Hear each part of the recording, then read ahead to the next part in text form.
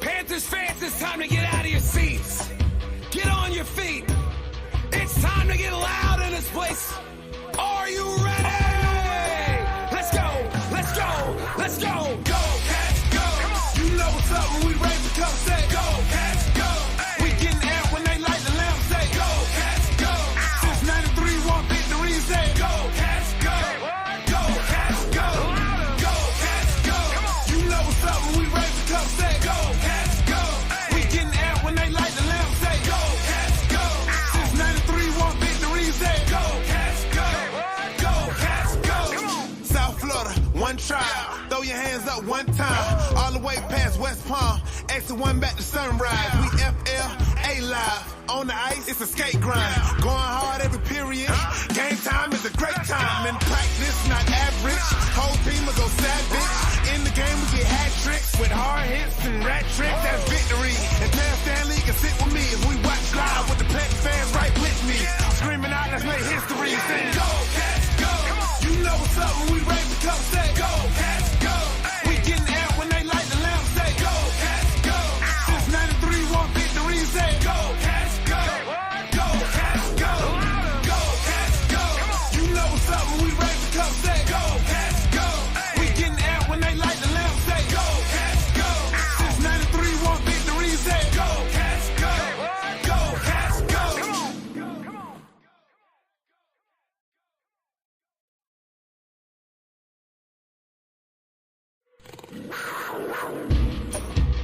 Panthers fans, it's time to get out of your seats. Get on your...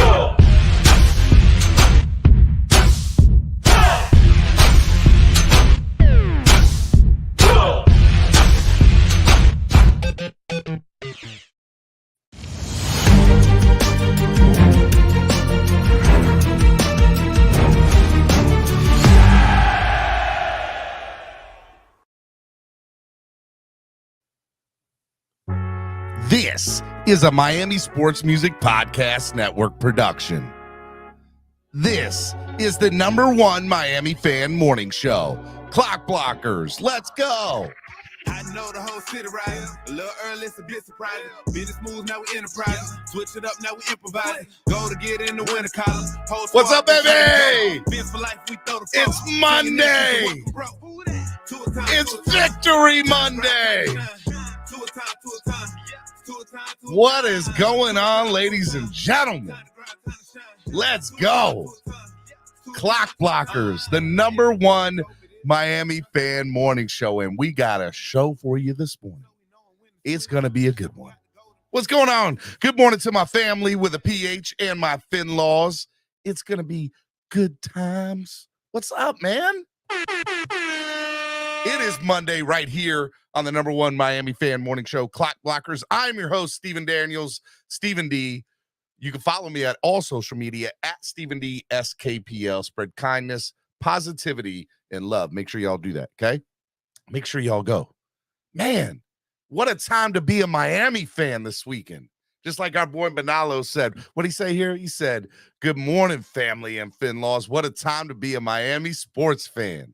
F1 rock this weekend. The Panthers never blink, and the Heat are on a mission, man. And it's only getting started. It's only getting started. I'm excited. I'm excited about it. Hope you all are too.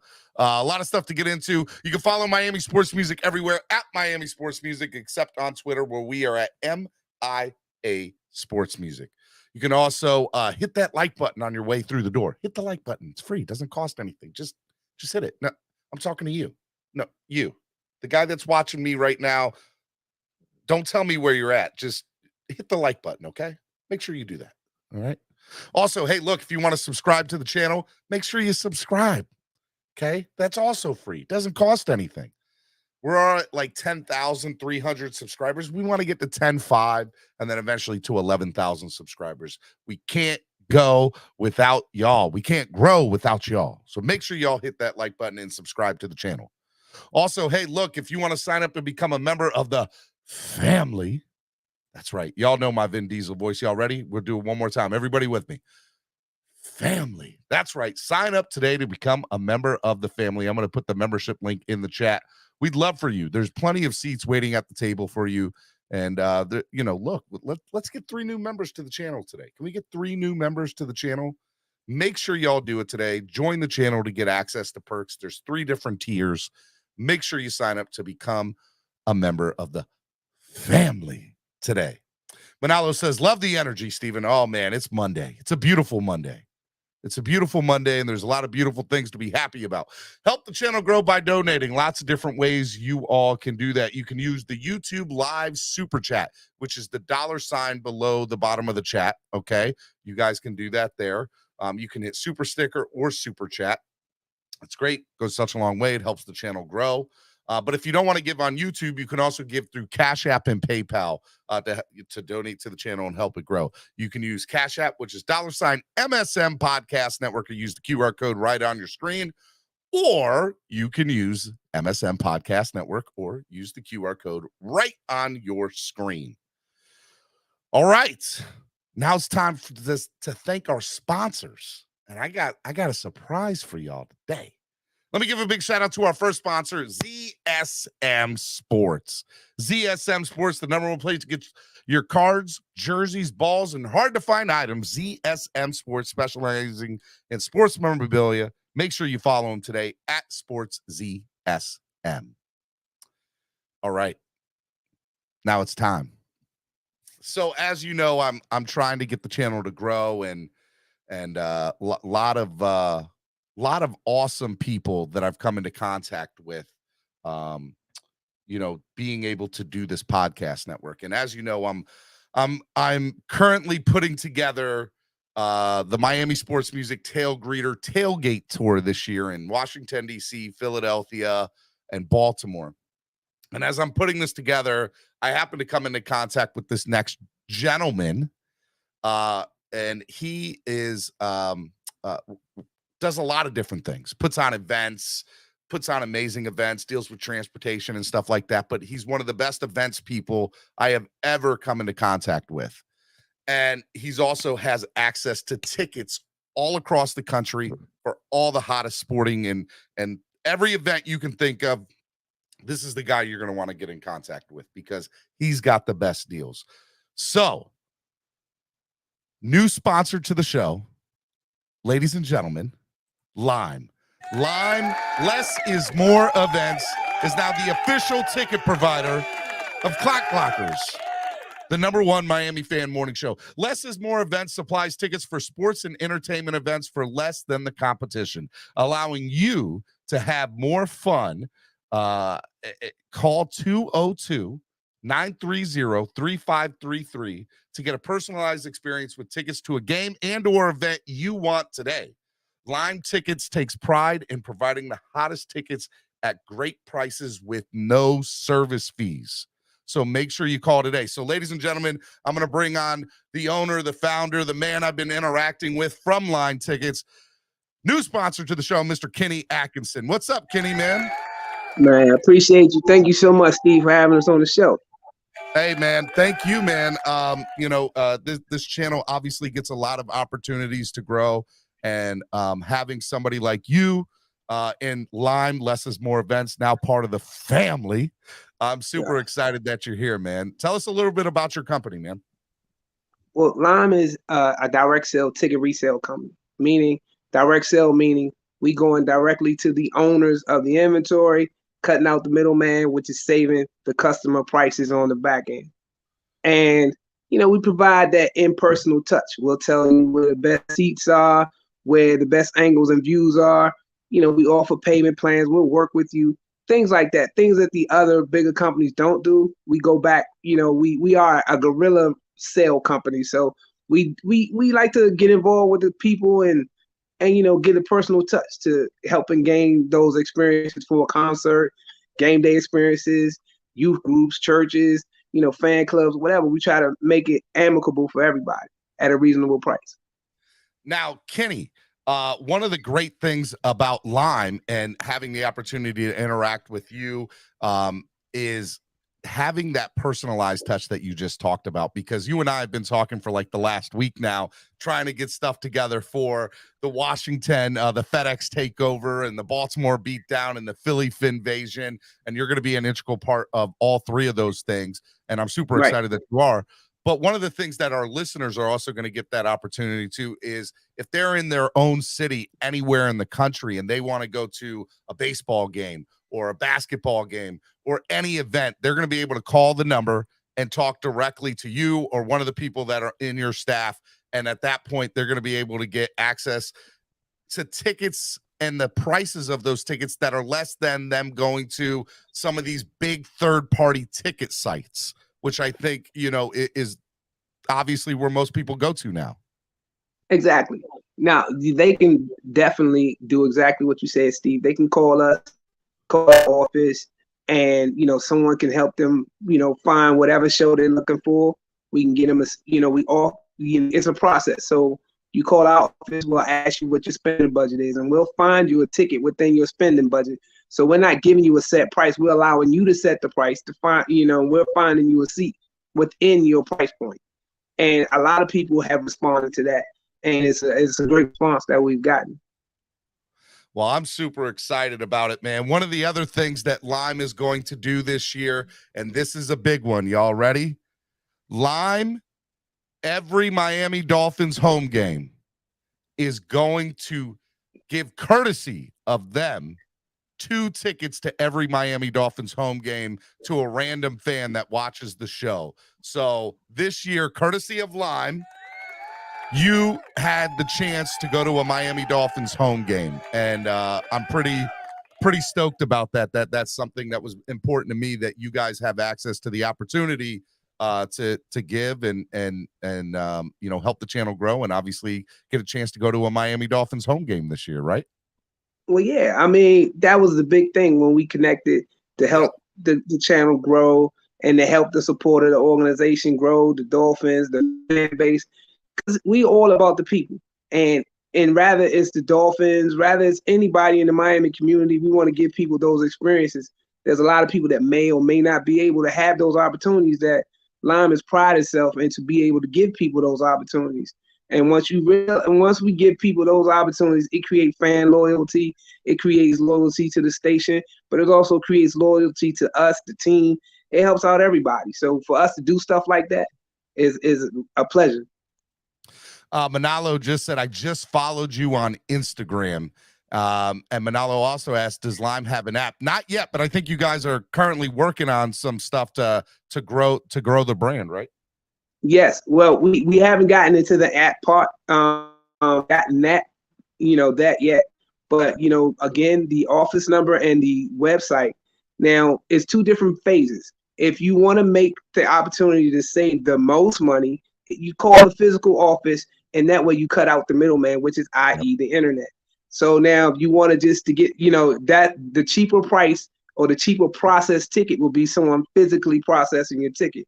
Now, if you just want the conveniency of doing it on your own, then of course you're going to have to deal with the internet, which has its own sets of fees. So it's 2 different companies within one. And so it all depends on what you want to do as far as price wise. Well, the reason we got with Lime is to give the personalized experience to our listeners, and ultimately that's what I want to do. I want to make it easy for them. All right, now baseball's upon us, Kenny, and I know you had talked about you want to be able to give something away when you first come on. So I'm going to let you figure out whatever way you want to do this, because we have listeners all across the country that are listening right now, and some of them are baseball fans. Okay, so I wanted to do a trivia. Rather you are a Miami Marlins fan, a Washington Nationals fan, a Baltimore Orioles fan. I want to do Cubs fans. We got Cubs fans in here too, man. Chicago Cubs fans, Chicago White Sox fans. I've always wanted to go to Boston to sit on the the Green Monster, the wall. Yep. Yeah, you know what I'm saying? Like, my father was a huge Dodgers fan, so, no matter They where had a you good are. game last night against the Padres. They won in the bottom of the 10th and won 5-2. Walk-off home run. Exactly. Yep. Exactly. I have a serious baseball fan question. In 1977, there was a current coach who started a phenomenon when he was playing for the LA Dodgers. Can you tell me who that current coach was? The winner of that will get 2 tickets to whatever city's baseball team that you live in. What was the phenomenon? All right, you're going to text me when you get off here the answer to that. And the person that puts it in the chat, I'll send you their information. I'll give them your number and they'll contact you. Not a problem. I like it, man. I like it. Well, Kenny, thank you so much for coming on, man. And I am super excited that you're going to be a part of the family here at Miami Sports Music's Podcast Network. And I can't wait to work with you more this year. It's going to be a lot of fun. Man, Steve, it's a pleasure. I really dig you from the door. And again, we're going to have a great time here in D.C. All of y'all Dolphins fans is coming to D.C. and Baltimore. We're going to have a great, fantastic time. And y'all going to love my adult pinata when you get there. That's right. He's the one. Kenny is the one that's helping out with the FedEx takeover and the tailgate there, and then he's also going to be helping us with the Philly Finvasion in the Baltimore beatdown this year. So, Kenny, thank you again so much, ladies and gentlemen. Lime, less is more events now part of the family. Thank you, man. I appreciate it. All right, thank you, Steve, and thank you, guys. Text me the answer. So the question and the answer, so I can keep on asking it until somebody gets it right. Okay. I got you. I'm going to do it now. Thank you, Kenny. I appreciate it, man. Love it. Love it. We growing. We out here. I love it, man. Super excited about it. It was big. It was big. I've had this in the works for a little while now. And, finally came to an agreement this weekend with everything that they could help us with. And it's going to be awesome. B McD. Yeah. So just so you know, B McD, obviously East 32 and Tail Greeter, we're always doing stuff with that. So you can always hit us up at East 32 Dolphins Tailgate for that. But Lime is going to be the place to get your tickets. If you need a ticket to the game, that's going to be your place to get it. Lime is awesome. It's going to be good. All right. Lime, new sponsor to the show. We're growing. We out here. I like it. All right. Tail Greeter. Tail Greeter is obviously the main sponsor of the morning show. Download the app today on your current Apple or Android devices. It's free. It doesn't cost you anything. Make sure you go and download the app. That way you can get access to all the best tailgates around. So when that schedule does release on Thursday, come Friday, you'll be ready to go and have access to the hottest tailgates all around the country. So make sure you all do that, man. Awesome, man. So as soon as Kenny sends me that question and answer, if you want to put your answer in the chat, I will find out who the first person was, and it's going to be awesome. Steven, congrats on the new sponsor. I appreciate it, man. Thank you. It was big. It was big to do this, and I'm super excited that they're going to be a part of it. Went to Philadelphia this weekend for the Philly Finvasion. Met with a couple places that are potentially going to do the meet and greet. Been talking with potential tailgate people, and I've got that narrowed down to three people, 3 separate tailgates, and who's going to give us the best opportunity to have the best tailgate. And we'll be making that decision here in the next 24 to 48 hours. So I'm pretty excited about that. So a lot of stuff to do, a lot of stuff going on. Make sure you guys are on the lookout for the FedEx takeover info, the Philly Finvasion, and obviously the Baltimore beatdown. So we hope to see you in all 3 cities because we're going to have a good time, and it's going to be fun. It's going to be a lot of fun. All right, man. This weekend, a lot went down, and there's a lot to talk about. But this weekend and yesterday, there's only one thing to talk about. And that, ladies and gentlemen, is the Florida Panthers. The Florida Panthers out here 3-0 against the Toronto Maple Leafs, son. I'm about that life. They lead the series in the second. They weren't even supposed to get out of the first round. They played against the best hockey team this year. They won the President's Cup. They broke records, and they beat them in a 7-game series. They were down 3-1. There's no reason Boston shouldn't have lost that series. Nope. Panthers were like, nope, we here. Ain't no quitting us. And now they're about to pull out the brooms on the Toronto Maple Leafs, who, by the way, were chanting, "We want Florida." I don't know if they want Florida no more. That's all I know. So, hey, for those of you who don't know, before I bring on the morning show guest this morning, which I'm pretty excited about from the Lockdown family, Solo D, Miami Sports Music's owner, creator, founder, came out with a new song recently. And I played it a little bit ago, but I'm going to play it again before I bring on the next person because it's about 2 minutes long, and I want to play it for y'all. So this is Solo D's new song called Go Cats Go, about the Florida Panthers playoff run. I don't know about y'all, but baby, the Rats are back, and the Cats are here. And this is Solo D's new song. It's time to get loud in this place. It's Are awesome. you ready?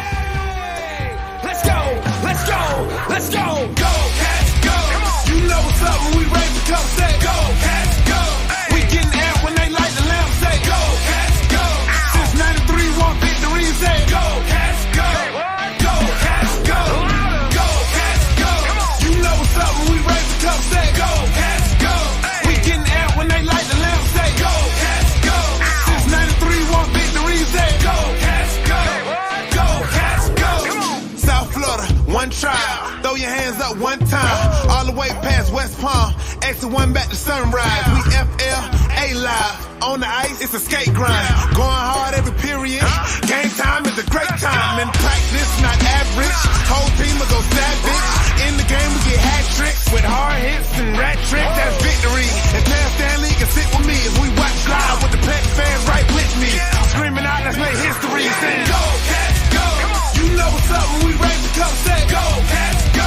We getting amped when they light the lamp, say go, Cats, go. Since 93, one victory, say go, Cats, go. Go, Cats, go. Go, Cats, go. You know what's up when we raise the cup, say go, Cats, go. We getting amped when they light the lamp, say go, Cats, go. Since 93, one victory, say go, Cats, go. Go, Cats, go. Oh, man, ladies and gentlemen, without further ado, let me bring down from Lockdown Panthers and the Lockdown family that we always constantly bring on the #1 morning show. I'm talking about Armando Velez. What's up, baby? What's up, Steven? It's great to be here. Thank you for welcoming me on the show. And how about those Panthers up How 3-0 about against the Panthers, Toronto Maple man? Leafs? And well, it's just the Panthers haven't enjoyed this type of extended playoff run in 27 years. And it's great to hear that the community of South Florida is talking about hockey. Oh, it's great. It's wonderful, man. Before we get into the game, Armando, you were part of the Lockdown family. You've also been covering the team. You also do a lot of writing, uncovering the team. Just kind of tell the people a little bit about your background as far as the Florida Panthers are concerned and your love for the Florida Panthers. By the way, dope hat, by the way. I like that hat, man. That's a pretty dope hat. Thank you. But yeah, I am a South Florida native from the pride of West Kendall. Shout out to all the people from the hammocks out there. Kendall Ice Arena is my home arena from my time growing up there. Love it. And yeah, I always wanted to stay involved with the community of South Florida because from when I was around 11 years old, I actually moved out of South Florida to Central Florida in Orlando. My dad got a promotion with his job, but I always went back and forth. I always stuck with the teams down there and all. I come from a baseball background, actually. I'm Puerto Rican. And I moved back to South Florida when I was 19 years old. But before that, wasn't into college sports, wasn't into hockey until 2012 when the Florida Panthers did make the playoffs in 2012, lost 7 games to the New Jersey Devils. And from that moment on, I was hooked on the sport of hockey. Moved back in 2013, and I lived at FIU in Sweetwater, dormed there. Always watched the Panthers, especially because they were on local TV. It wasn't on local TV in Orlando all the time. And Watching the games all the time live, I was even more hooked there. And I have a little bit of a story. Prior to Game 6 against the New York Islanders in 2016, I bought tickets to a Game 7 that would have been back in Sunrise, Florida. And unfortunately, the Florida Panthers were not able to win Game 6 on the road, so I was not able to experience Game 7 in Sunrise, Florida. But as far as my media background, I was thankfully able to get a work-study scholarship with the Emma Bowen Foundation for Minority Interest in Media, and I got an internship with the Golf Channel / NBC Universal in Orlando. That's awesome. And was an intern there for 4 years as I was going to school. As soon as I graduated, I went back for 4 more years as well there. And unfortunately, due to relocation of the Golf Channel moving out of Florida and to Stamford, Connecticut, I didn't have a job in media for a little bit, and I had to quickly pivot. And I love hockey. I saw that there was an opening for Locked On back in January of 2021, and I said, why not go for this? Why not hit them up and say, hey, are you looking for a host? And then give them a sample recording of my knowledge about the Florida Panthers. And there you go. Ever since January 18th of 2021, I've hosted Locked On Panthers for the last 3 seasons, and going to the playoffs for all those years as well, dealing with COVID, traveling back and forth to South Florida to cover them in person as well. And it's just been a hell of a ride. It has been, man. And you've seen a couple, you've seen a President's Cup team. You've seen some really good hockey over the last 3 years. And this year, by the way, your show on Locked On Panthers, I have to be honest, I am a casual hockey fan, but to me, as a sports fan in general, there's nothing better than playoff hockey. Like, it is hands down. I'm a huge baseball fan. I'm a huge football fan, and I love me some NBA playoff basketball. But none of it competes with NHL playoff hockey, with Stanley Cup playoffs. It just doesn't. All right. Yeah. Hands down. Best there is. And, I've had the, fortunate opportunity to watch some really good hockey the last couple of years with the Florida Panthers. This year, they barely limped into the playoffs and just was like, oh, I guess we're not going to do it this year. And, and Tampa Bay Lightning have had our number for the last few years. About sick of those guys up north and to the left. They can stay up north and to the left. I'm about done with all those Lightning people. And so then they faced the President's Cup team this year. I'm like, well, I got to be honest. Don't see them winning this series. And then they go up 3-1. I'm like, yep, it's about a wrap. They're not going to win the next 3. Well, Armando, they won the next 3. And you know what they've done since then? They've won another 3, and they're on a 6-game winning streak and up 3-0 in the second round, man. What is going on with this team? Why is this team playing out of their minds? What? Explain it to me, because I don't get it. I don't understand it. I love it, but I don't get it. It's a team that has been playing up with their backs against the wall since January 1, which after they lost to the New York Rangers on New Year's Day, they were about 8-9 points out of the final wild card spot. And let's rewind even before that. After they lost the President's Trophy, after they lost in the second round after winning the President's Trophy, they had an interim coach in Andrew Burnett after everything that happened with Joel Quenneville and all that stuff. Yep. And they were also tied up against the cap. Prior to the 2021 season, they bought out Keith Yandel's contract, which you get some cap relief in the first year, but in that second year, that's where the majority of the cap hit goes on your salary cap. And that's about like 4% of your salary cap, at least for the Florida Panthers. So that's a lot of money that the Florida Panthers don't have to play with. So they couldn't re-sign a Claude Giroux. They couldn't re-sign a Mason Marchment. They couldn't re-sign a Ben Sherratt. And also going through a coaching change, also trading for Matthew Tkachuk, which you had to match the salaries when you shipped out Jonathan Huberdeau and Mackenzie Weegar in order to bring Matthew Tkachuk in. And with trading Mackenzie Weegar as part of that trade, you were on the defensive side of things. There was going to be a little bit of a hole on that part. And it took a while for the team to get used to the system, and for the team to get used to a new player, a different dimension type of player coming into this Florida Panthers team.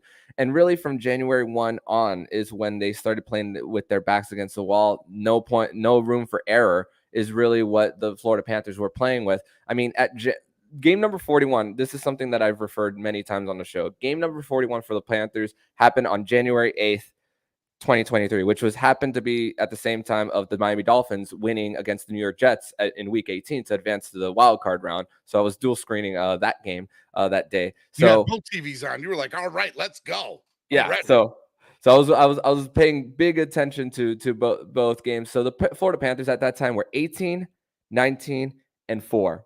Not under 500 points percentage for the Panthers at that time, and they could have mailed it in at the trade deadline. They were the only team in the NHL to not make a single trade deadline move. Why is that? Because the previous year, you put all your chips on the table to win the Stanley Cup. You give up multiple first-round picks when you traded for Claude Giroux, traded for Ben Sherratt, and even another first-round pick in the offseason when you traded for Matthew Tkachuk. And even before that, the 2022 first-round pick, that's when you traded for Sam Reinhart, who got the game-winning goal last night, by the way. Thank you, Buffalo. And with that, your next first-round pick isn't until 2026. So the Florida Panthers have no room to tank. They had no room for that, but also they had barely any chips to try to sell. And they were like just a few points out. So it's like, do you sell? Do you buy? What do you do? So the Florida Panthers did the right thing as far as staying pat. They stayed pat. And staying the course and maybe resetting until the next into the offseason, regardless of what happened. Well, the Florida Panthers, it all changed.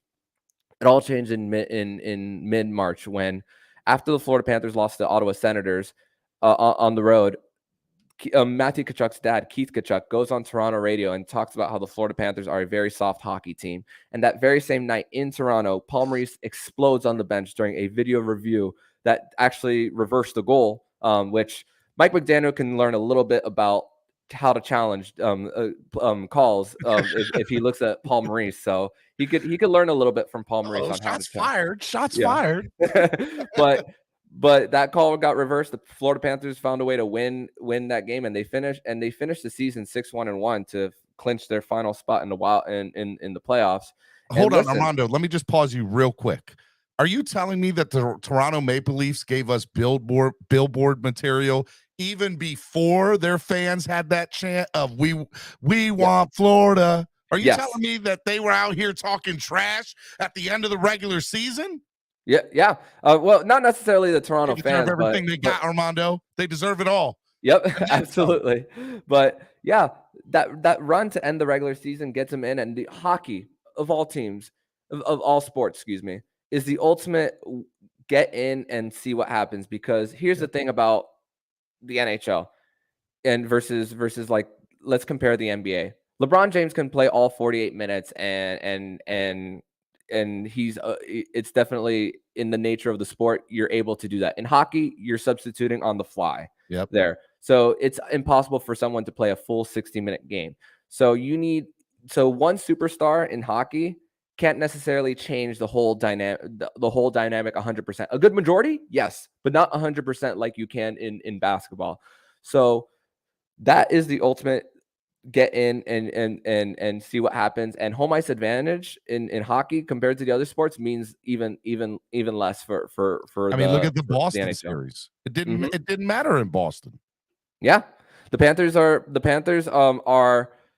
5-1 on the road in the postseason, and you got to learn how to win on the road. And this is a team that had home ice advantage throughout the whole Stanley Cup playoffs last year, and they were embarrassed after the round 2 against the Tampa Bay Lightning. So they got in. If you look at teams that have gone all the way to the Cup or won, the 2012 LA Kings were the 8th seed and they won the Cup.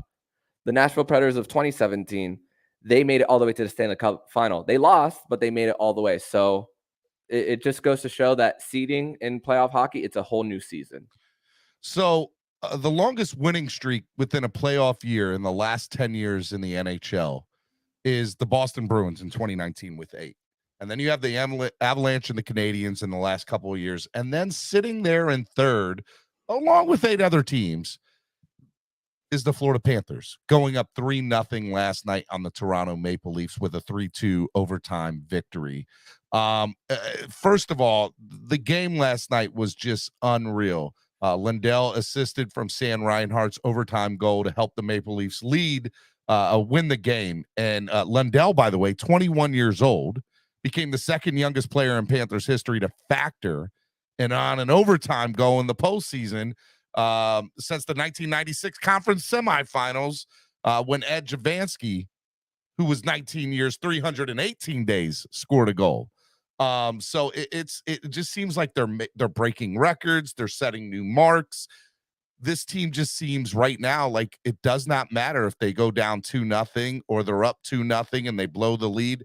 The cardiac cats are there. It's unbelievable how nothing truly affects this team. Why is that? Why is nothing affecting them? Why are they not fazed by anything? Yeah. Before I answer that question, it's so crazy because Ed Jovanovski is part of the Bally Sports Florida coverage for the Florida Panthers, former number 1 overall pick in the 1994 NHL entry draft, and 2 stints with the Florida Panthers, being in the Stanley Cup final for that year before the Florida Panthers got swept by the Colorado Avalanche. And Anton Lundell, he struggled in the regular season, had a little bit of a shuffle. That was Bill Zito's very first draft pick, by the way. The Florida Panthers went through that GM transition when Dale Talon's contract was up, and then of course with a new coach at the time as well. So the Florida Panthers were having a hard time finding their identity in that time, around 2020 when they went to the COVID bubble before losing 3-1 against the New York Islanders. But here's the thing, why is I think they're starting to find out like how to win games and how to grind out games. And it really comes to the strong forecheck of the Florida Panthers. When teams are trying to break it out of their zone, the Florida Panthers are in your face, there to break up passes and eliminating the opposition from entering their zone as well, but with active sticks and closing out any of the passing lanes. And the Panthers, they score within 5 seconds of a turnover, with about a third of their goals so far in the postseason as well, which is a really high number for this Florida Panthers team. And they are keeping their opposition a little bit flat-footed, especially when the turnovers happen. Of course, you have to change the direction in which you're skating as well.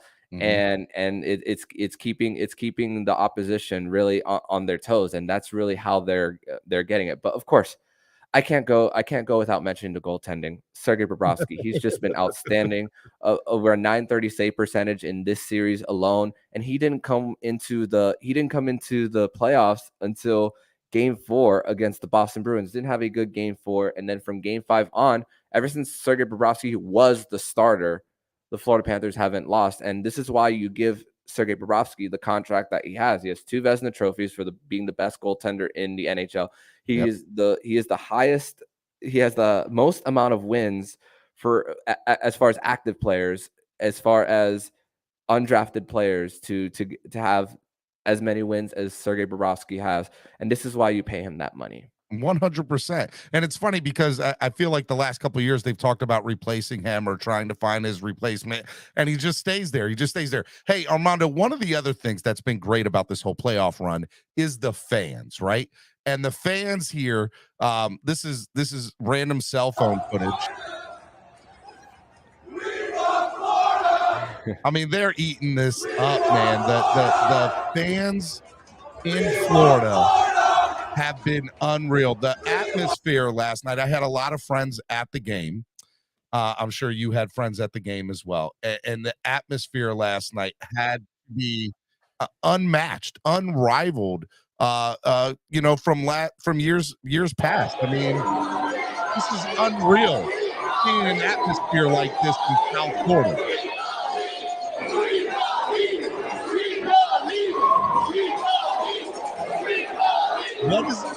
What is it like seeing a city come together and stand behind their team and the fans, getting on board with this? Tell me about the fan perspective of this whole playoff run. Listen, the whole narrative that people try to discuss outside of South Florida when it comes to all fair weather fans and all that stuff.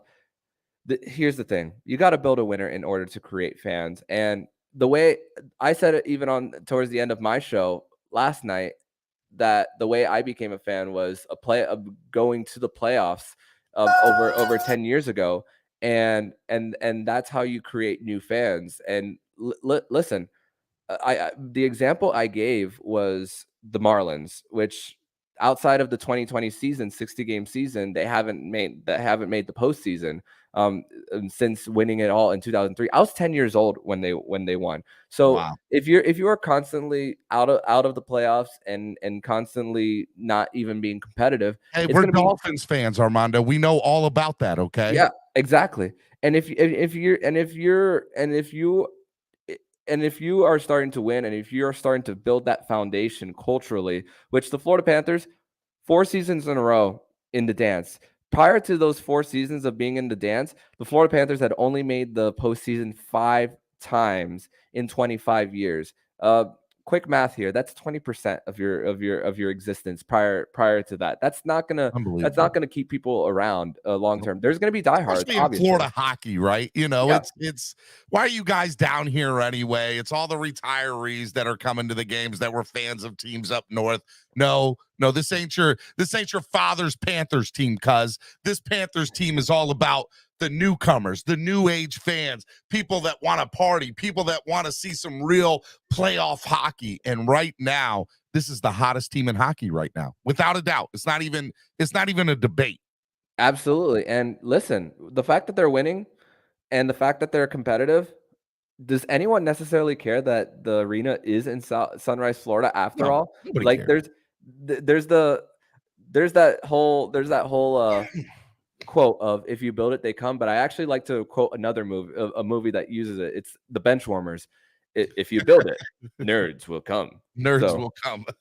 So it's just the foundation there, and the Florida Panthers about what they're doing outside of the ice too. They brought the All-Star game to South Florida this past season. Yeah, that was great. Such a great scene. turnout. It was such a great scene in Fort Lauderdale, especially in the beach festival as well. And they're building a new practice facility in downtown Fort Lauderdale as well, where the majority of the players live too. So and there's concert venue. There's going to be practice facilities. There's going to be people who want to learn how to play hockey there as well in downtown Fort Lauderdale. It's more than just the team winning. It's about the Panthers are making their staple. They're making their impact and their footprint in the South Florida community, and them winning is doing nothing but helping their brand and helping them grow in so many ways. Armando, a couple more questions before I let you go. Number one, what do they need to do to win game 4? Do you see them winning game 4? And who is likely that they have to face in the Eastern Conference Finals of the Stanley Cup Finals? I mean, you have one win to get out of 4 chances. I would love to see a sweep, but if they don't, it's not the end of the world. If they don't, you just have to win one more. And and honestly, it would feel so sweet for the Florida Panthers to get some time off after the grind that they've had. But at the same time, you also think about it as this team is hot. You don't want their momentum to stop neither as well. So there's that balancing There's the act. pros and cons, right? There's the pros and cons when it comes to the Florida Panthers getting the sweep versus if they don't. But the favorable matchup in the Eastern Conference Final for as far as the Florida Panthers perspective would be the New Jersey Devils for the Panthers, because they're a team with a lot of youth. It's been a little while since the New Jersey Devils have made the playoffs as well. They have such great young players like a Jack Hughes, a Nico Hischier, a Dawson Mercer, a Jesper Bratt, and they have veterans like a Dougie Hamilton on their team, a Brent Burns as well on their blue line, and the defense corps for the Carolina Hurricanes and the Florida Panthers, they're top 2 in the NHL in goals by defensemen as well. So it's a tougher matchup for the Florida Panthers to face off against the Carolina Hurricanes. We already beat the Bruins, man. We ain't scared of nobody, especially no Frank the Tank's favorite team, fellow Miami Dolphin fan. We ain't worried about the Devils, cuz we worried about the Bruins. We took care of those Canadians up north of the border, and we're about to take care of New Jersey too. We ain't worried. We ain't worried. Yep. So whether it's the Carolina Hurricanes or the New Jersey Devils, the Florida Panthers in that locker room, they're going to be like, we don't care who we play. And there was a chance even that the Florida Panthers could have played one of those 2 teams in round 1 had they won game 82. But now nobody's looking at game 82 about winning and clinching a different spot in the wild card. They're here now. They're up 3-0 in a place that nobody expected them to be, and one win away from advancing to their first conference final. It is fun to watch. All right, Armando, tell the people where they can find your writing content as well as all your Locked On stuff. Yeah, they can find me on Twitter at MondoMan12. They can follow the show account at LO_FLA Panthers on Twitter and on Instagram as well. They could follow me there. You'll see me tweet a whole bunch of Florida Panthers stuff once the Stanley Cup and NBA finals are over. You'll see me tweeting about baseball, and you'll see me tweeting about golf, because major season is going on around this time of year. So you'll see a lot of golf tweets as well. Hey, Level 2 Noob is one of our favorite listeners here on the show. He's a big golf fan, so I'm pretty sure he'll be following you now. See what kind of you're going to be scrutinized. Just watch out. Okay, we have listeners. They scrutinize everything. But hey, man, I definitely want to have you back on here real soon, especially with this playoff success that the Panthers are having. So hopefully we'll have you on sometime again next week. As long as you liked it here, as long as you loved, coming to the house and sitting down and enjoying a nice cup of let's win, we'd love to have you back on. The Locked On family is always welcome. I like it. There we go. Play on words. Good job. We love the Locked On family here at Miami Sports Music, and you guys have all been great. Kyle Krabs, Alex Dono, yourself. We even had Wes Goldberg on of Locked On Heat. So we love the whole family of Locked On here at Miami Sports Music. Thank you, and hope to be on again soon, my friend. Thank you, Steven. All right, no problem. Ladies and gentlemen, Armando Velez of Locked On Florida Panthers. Awesome, man. Awesome. Love it. Man, Dolphins, they're a footnote in what is Miami sports right now. Miami Heat doing their thing this weekend. Oh my goodness. Let me tell you, y'all, I said it. I called it. I told y'all it was going to happen. Y'all didn't want to believe me. Y'all had no desire to believe in what I was about to tell you when we saw that look on Jimmy Butler's face in game 2 at Madison Square Garden, where Jimmy Butler was like, okay. He took care of business. Game 3, Saturday night. The Miami Heat, Jimmy Butler with 28 points. Max Struss with 19. Kyle Lowry with 14. Bam with 17. They had almost everybody on the team get in on the action. It was such a good game, and it was a team game. And they whooped the New York Knicks 105-86. And it was great. It was amazing. Loved every second of it. It was so awesome. Watching that series, it's great right now that the Heat and the Panthers are on this run and they're winning in their respective second round matchups in their playoffs. And it's exciting to see that maybe the NBA finals and the NHL finals could be in South Florida this year. And that's awesome. That's I get goosebumps just thinking about it. So it's going to be a lot of fun here. If you're a Heat fan, if you're a Florida Panthers fan, Clock Blockers is the way to go. We're going to have Wes Goldberg back on from Locked On Heat sometime this week. We're going to have Armando back on next week to talk about the Florida Panthers. It's going to be a good, amazing time. Love it. Super excited about it. F1 this weekend in Miami, man. Let me tell you, that event is so awesome for South Florida and Hard Rock Stadium. And it was so cool seeing the content this weekend. Tyreek Hill got dressed in the driver's outfit and the driver's uniform and got into the F1 car. And they changed the tires with him in it. And man, it was cool. It was fun watching that this weekend. And I think it's, when they were going with all the construction and everything for the F1 at Hard Rock, I think Dolphins fans were a little frustrated with everything. But now that it's there and they kind of have the feel of how it all works, it's such an amazing event. And I think over 300,000 people again this year for the entire weekend at F1. It was good. It was amazing. So if you did get a chance to go to it, hey man, more power to you. It's something that I definitely want to do. It's on the bucket list, and it looked like it was a lot of fun this weekend. All right, man. We talked a little bit about hockey, talked a little bit about basketball, talked a little F1 racing. NASCAR this weekend in Kansas Motor Speedway. Denny Hamlin winning the race, wrecking Kyle Larson on the fourth turn of the last lap in turn 4. And Kyle Larson still finishing second despite getting into the wall. And my boy Bubba finished 4th. That's right. Let's go. Top 5 finish. I'm about it. About it. Toyotas just do really well there at Kansas Motor Speedway for your NASCAR fans real quick.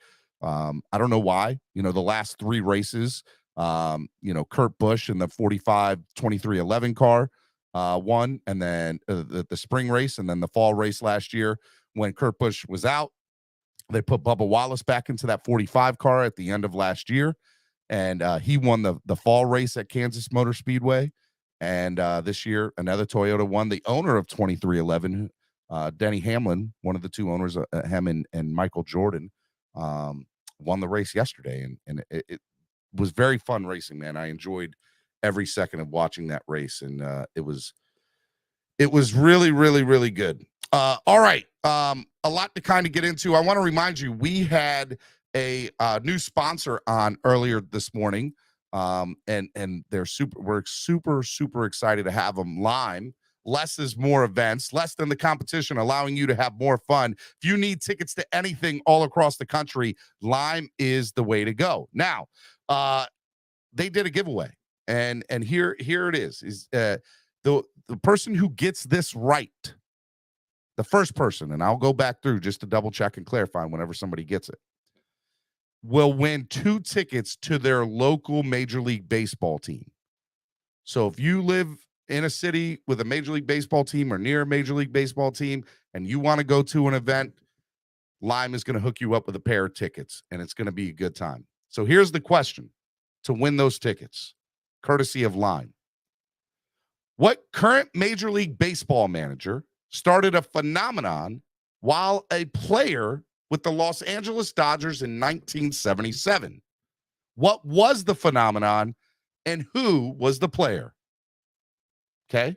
What was the phenomenon, and who was the player? 1977, he was a player, but he's a current Major League Baseball manager now. Okay. It's good stuff. The winner, put it in the chat. Put your answer in the chat. Win 2 tickets to your local Major League Baseball game anywhere in the country, courtesy of Lime. You live in Boston, you want to go see the Red Sox? Bam, let's go. You live in Chicago, you want to go see the Cubbies? Bam, let's go. You live in Kansas City, you want to go see the Royals? Bam, let's go. You live in Miami, you want to go see the Marlins? Bam, let's go. Lime's got it. Anywhere in the country. Even if you're not a big baseball fan, it's always fun to go to a baseball game and get a hot dog and a beer and just sit there and enjoy basking in the sun. It's summertime, baby. Got to go to a baseball game. There's nothing more American than going America to go see baseball in America in the summer. Okay. I'm telling you, it's amazing. It's awesome. Got to go. Okay. What was the phenomenon? Who was the player? Let me go. All right. Looks like I'll be buying my O's tickets from Lime. Yeah, man. B McD, they're going to take care of you, man. It's going to be awesome. Stephen Ross brought F1 racing and tennis to South Florida. Never mind that he can't build the Dolphins to a winner. G-Man, the Dolphins said, really, man? You got to go there? I mean, I guess you're not. I understand your frustration. I do get it. How can you mention F1 and NASCAR in the same sentence? Shaking my head. NASCAR is a parking lot moving around in circles. Manalo, don't you disrespect NASCAR. Get her done. Okay. Boston? Did somebody just say Boston? Man, Philly might take y'all and Knicks fans just as delusional. Man, please. Careful not to gloat much. Bad juju put a hex and jinx. Need cap with his Santera of Halea connection. Oh, man. Yep, Tiger done for the year. Tiger is done for the year. I don't know if it's off the green stuff or his injury, but he is done. His caddy left him amicably, of course. You're right. Tiger is done for the year. You're right that. Noob says Florida sports is trash minus the Dolphins. All right, whatever, Noob. Whatever. Car racing is more boring than the third day of the NFL draft. Oh, let's get something straight, G-Man. You're wrong on both fronts.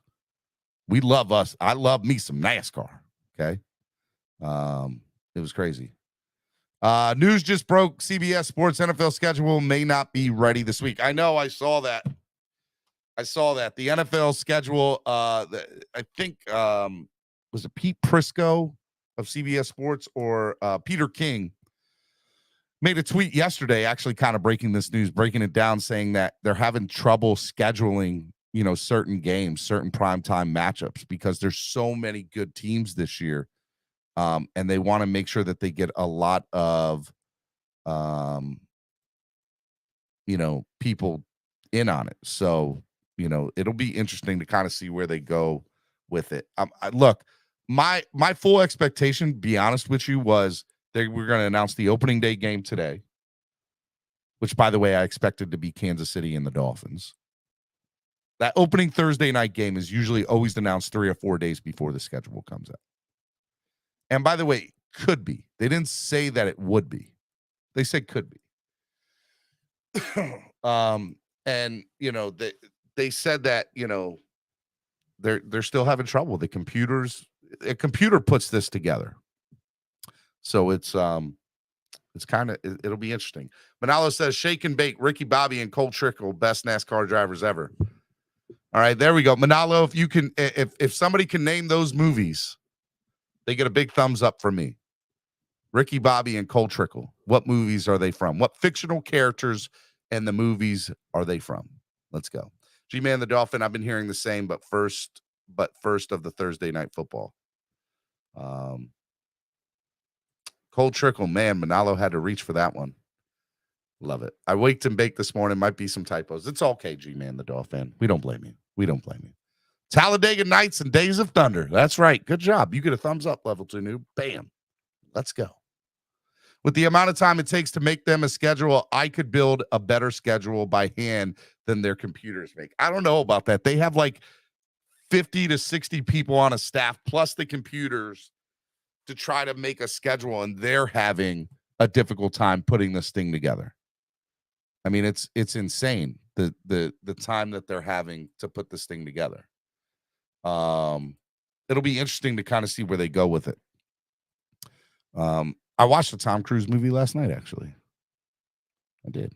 I watched the second Top Gun for the 50 millionth time last night. Days of Thunder. Jets getting y'all primetime games. Look, here's the thing. I think that the Jets will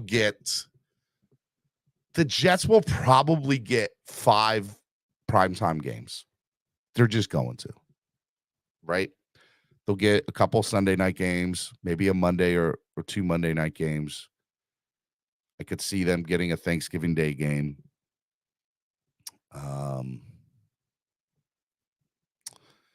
Yeah, I definitely see them, they're going to get a Thursday night game. So they're probably going to get 5.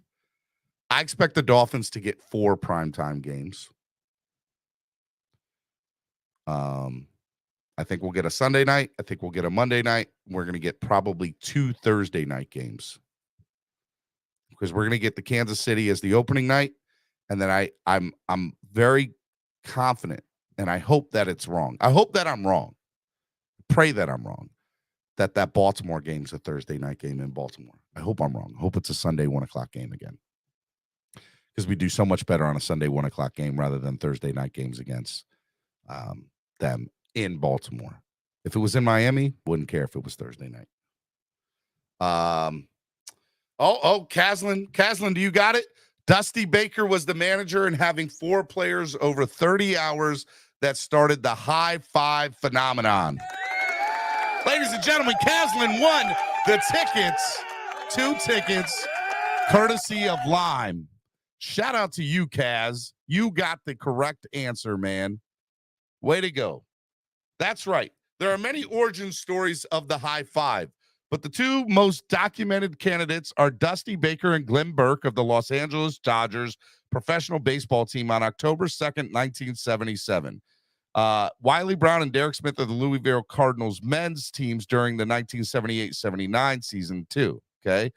So yeah, Dusty Baker started the high five phenomenon, what is known as high five. So shout out to you, Kaz. Kaz, hit me up in a DM at Stephen D SKPL. I'll get you 2 tickets to any Major League Baseball game in the country, man. Obviously, you know, it won't be a prime time, like if it's not going to be Yankees and Red Sox, but you know, like playing against each other, but you'll still get Red Sox tickets.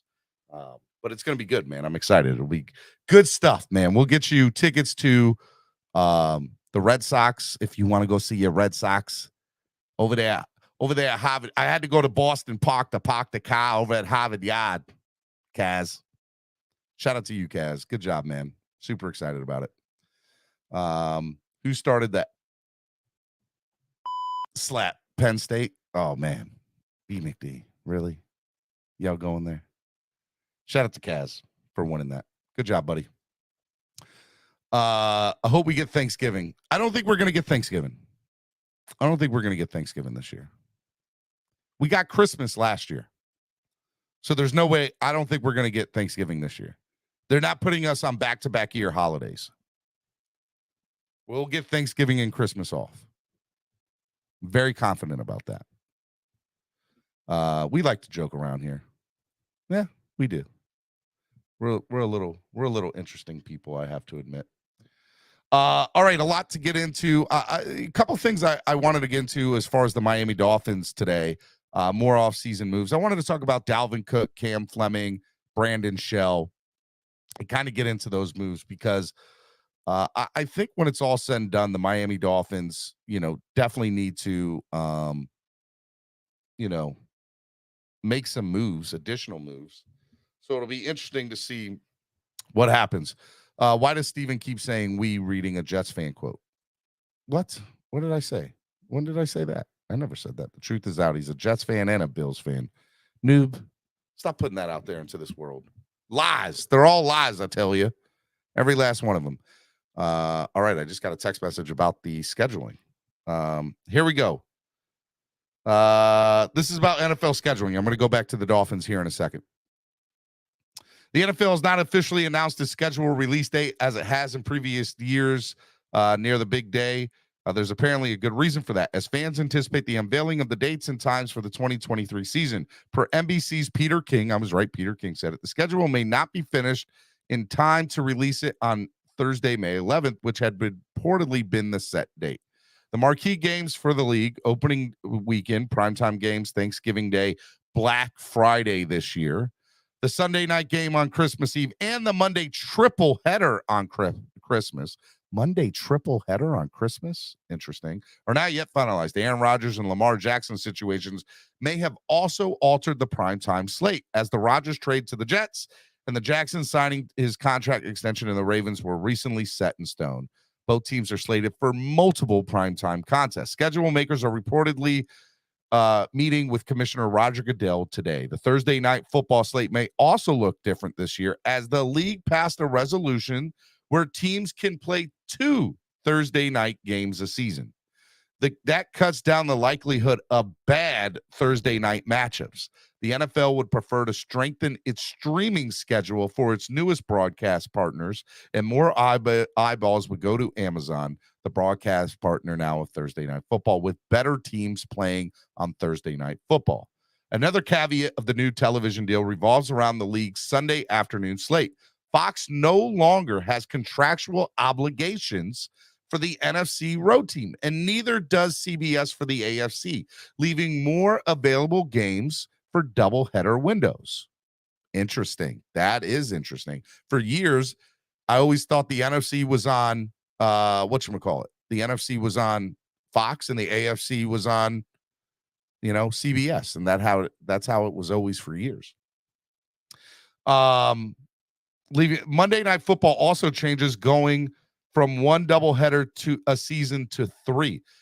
3 Monday night doubleheaders this year.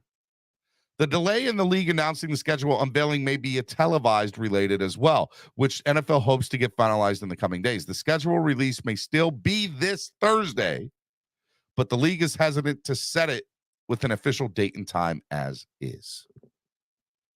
Interesting. Yeah, so Amazon doing the Thursday night games now, one of their requirements when they got the contract was they wanted to do a Black Friday deal. Amazon Black Friday. So they got that. So Black Friday game hosted by Amazon. And so it's supposed to be very interactive with Black Friday deals revolving around the NFL. So I think it'll be interesting to kind of see where that goes to. Not surprising, Amazon surely had to complain after scheduling after the nightmare Thursday schedule they had last season. I don't like us playing on any of the holidays. It ruins my day. Look, they did on Thanksgiving. It wouldn't be. I love Thanksgiving Day games. I think it actually increases the likelihood of bad Thursday night games. They need to make Thursday night games for divisional games only, and both teams coming off a bye starting week 6. Here's the issue with that, Party Cake. If you make the Thursday night game a divisional game, and you make it that they it's part of the reason why there probably is a scheduling delay, right? Like there's so many maneuvers to this thing, right? Here's what the NFL schedule back in the day, you just had to deal with the schedule. That was it. There was no, they might have worried about who had primetime games or what, but now there's primetime games. There's more than just 2 entities that are covering the games. You got ESPN, you got Amazon, YouTube covering NFL Sunday Ticket, and I think they're also going to be doing their own game. I think YouTube's going to get 1 game this season, if I'm correct, to broadcast on their own. And then you have CBS, you have Fox, you have NBC, you have Amazon. I think I already said that. There's just so many entities that got their hand in the jar to broadcast games. And so the other problem that you have with all that is, no, I want this game. No, I want that game. I don't want to get stuck with Jacksonville versus whoever. Well, Jacksonville's probably not a bad matchup now with Trevor Lawrence there, but there were years that, you would see the Colts the Colts and Texans. Who wants to watch that game on a Thursday night? Nobody. Not right now. Nobody wants to watch that game. They'll watch it because NFL football can do it, but they don't want it. Amazon doesn't want, Indianapolis versus Houston. They want the Dolphins versus the Jets. They want, the Bengals versus the Chiefs. They want the Bills versus the Chiefs. So everybody's probably vying for, hey, I want these games, and how do they ration it out to make everything sound the way it's supposed to, so that it's fair to everybody. But you can't make everybody happy in a scheduling. And I hope that they made that very clear with that. The Amazon schedule last year was trash. It was. Making Thursday night divisional only results in dud game. It only results in the dud games we've been getting. I don't know if it would result in that, but reschedule and Richardson and Taylor in the same backfield will make the Colts fun to watch. Probably won't win much, but still, you're probably right about that, noob. That's probably a very factual statement.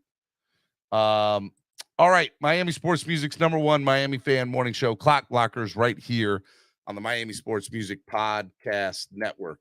A couple people I want to get into and talk about the Dolphins addressing this year, and I'm going to go talk about specifically 3 people along with what Greer wants to do, and then I will open it up after that. So, look, we went through the draft, had 4 draft picks.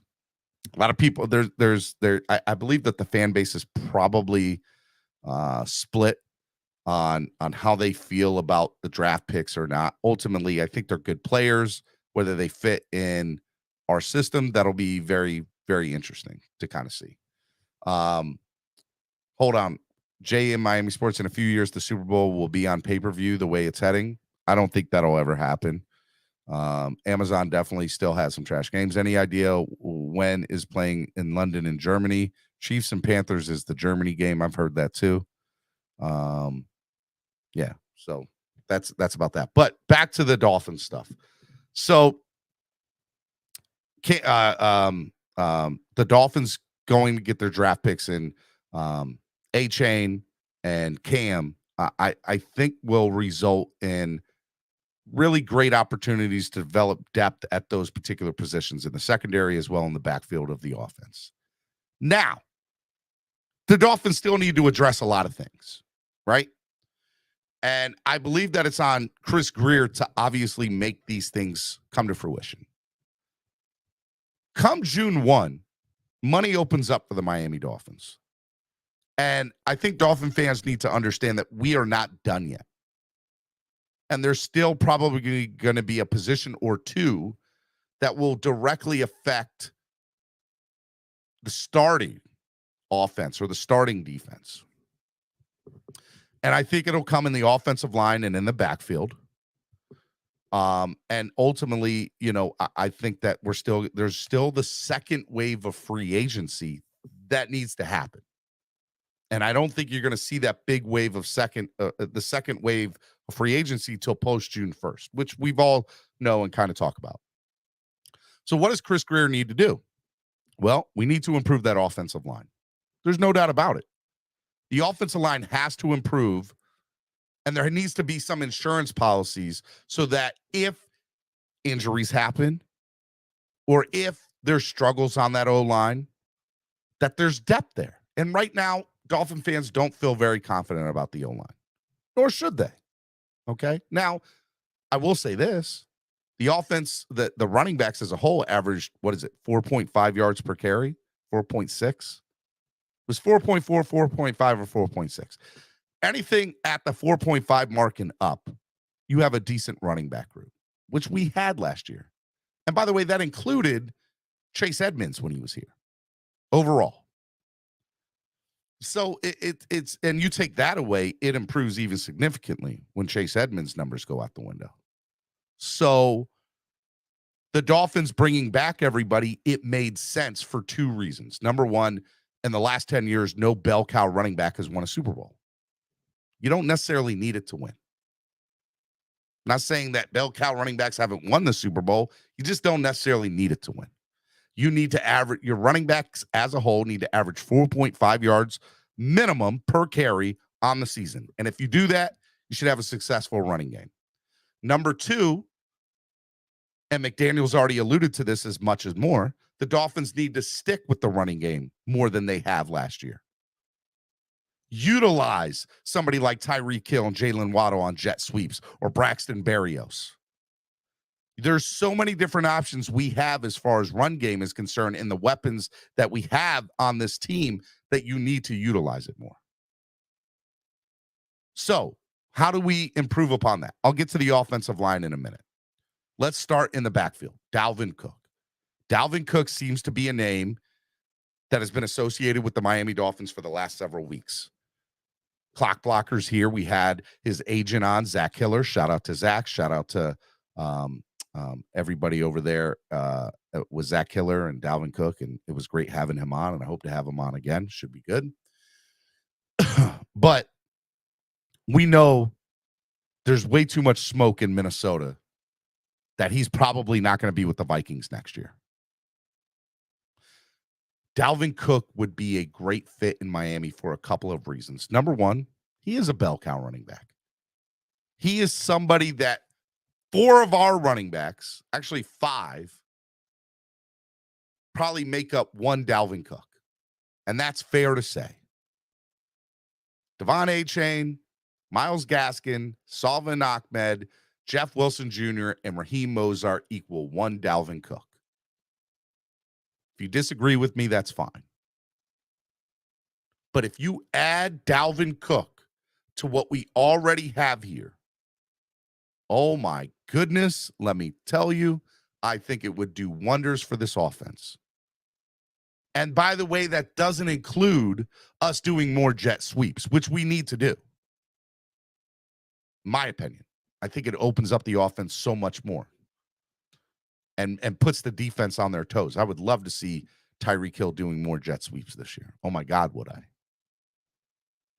So I think that if you open up the running game from the standpoint of, doing different things, trick plays, stuff like that, as well as having a bow cow like Dalvin Cook. And now, by the way, the onus isn't on Raheem Mostert to be the number one back, right? It'll be a running back by committee if you will look at it right now. But we all know Raheem Mostert would be considered RB1. But we also know he has an injury problem. And if we're putting the onus on Raheem, God forbid he goes down, it's going to be tough. Now, we hope A-Chain obviously can be, there's a reason that we drafted him with a third-round pick. We think he's probably going to get some quality playing time this year. But I think adding Dalvin Cook here would be too good. And it just makes way too much sense. Well, Steven, they haven't improved the offensive line. We'll get to that in a second. Well, Steven, there hasn't been a bell cow running back to win a Super Bowl in the last 10 years. I get that. But we need to do everything we can for a couple of reasons. Number one, anything we can do to take the pressure off the offensive line and Tua, we should do. We should want to improve that. I believe that Dalvin wants to be here. Whether he takes a hometown discount or not, I don't know. But I think he would love to play in South Florida. He's from this area. Why wouldn't he? Why wouldn't he want to play with Tyreek Hill and Jalen Waddle and Tua Tagovailoa and everybody else that we have here? He should want to do that. The Dolphins have a top 10 offense in the NFL. Adding somebody like Dalvin Cook would only improve upon that. Would only do that. Now, here's the thing. Dalvin Cook is currently on Minnesota Vikings roster, so you can't really talk to him. You can't talk to him at all. And they could still trade him and get quality. And I'm telling you right now, internally in NFL organizations, they are thinking, hey, look, what can we do to improve our team? Well, we need running backs. We need a better running game. Okay, well, who's available? Well, Dalvin Cook maybe is available. Okay. Why wouldn't a team spend a fourth, fifth? If it's anything less than a fifth rounder, you should be jumping at it. If it's a fourth rounder or even a third, you should consider it. Any team should. Now, I think it's in Minnesota's best interest because they're not getting a fourth rounder or above to release him post June 1st, because then instead of $7 million, which I think is pre $9 million, if it's traded, and $11 million if he's cut, if it's something of that nature, it's either $9 or $11 million post June 1st that they save. And it's like a night and day difference of the pre June 1st trader cut to the post June 1st trader cut. So we're not going to see anything for another 3 weeks on that front. So just be patient. Understand that we got 3 weeks to sort this out. But Dalvin Cook, in my opinion, the Dolphins should be doing everything they can to get him. He does nothing but make this team better. That's one. Let's go to the offensive line. We know that we need a left guard. We know that we need a right tackle. We drafted Ryan Hayes from University of Michigan. John Harbaugh himself told me and Crypto when we were at the National Cubs game last week, this kid's good. He's really good, man. He played with me for 4 years and just, can't say enough great things about that guy. He's got potential. He can be a really good player in the NFL one day. Now, why wouldn't he say anything less than that? I get that. He's pumping him up. We're having a conversation at a ball game. He's just trying to make us feel better about our pick. Do I think he's going to make an impact on this team? If I'm honest, no, I don't. I think he'll be lucky to make the roster. I think he'll be lucky to make our practice squad. That's real. No offense to Ryan Hayes. Don't know him from Adam and Eve. I'm just telling you, a 7th round offensive line draft pick. Okay. We'll see what happens. Right? So, no offense to Harbaugh. I know you're trying to sell me on your guy. I'll believe it when I see it. If he turns out to be anywhere good, I'll eat my words and say Harbaugh was right. He wasn't selling me a bag of goods. He was dead ass serious, and Ryan Hayes is that guy. I don't think that's the case. So where do the Dolphins go? Well, number one player that I think the Miami Dolphins must sign, and if they don't, I am going to be highly upset, is Brandon Shell.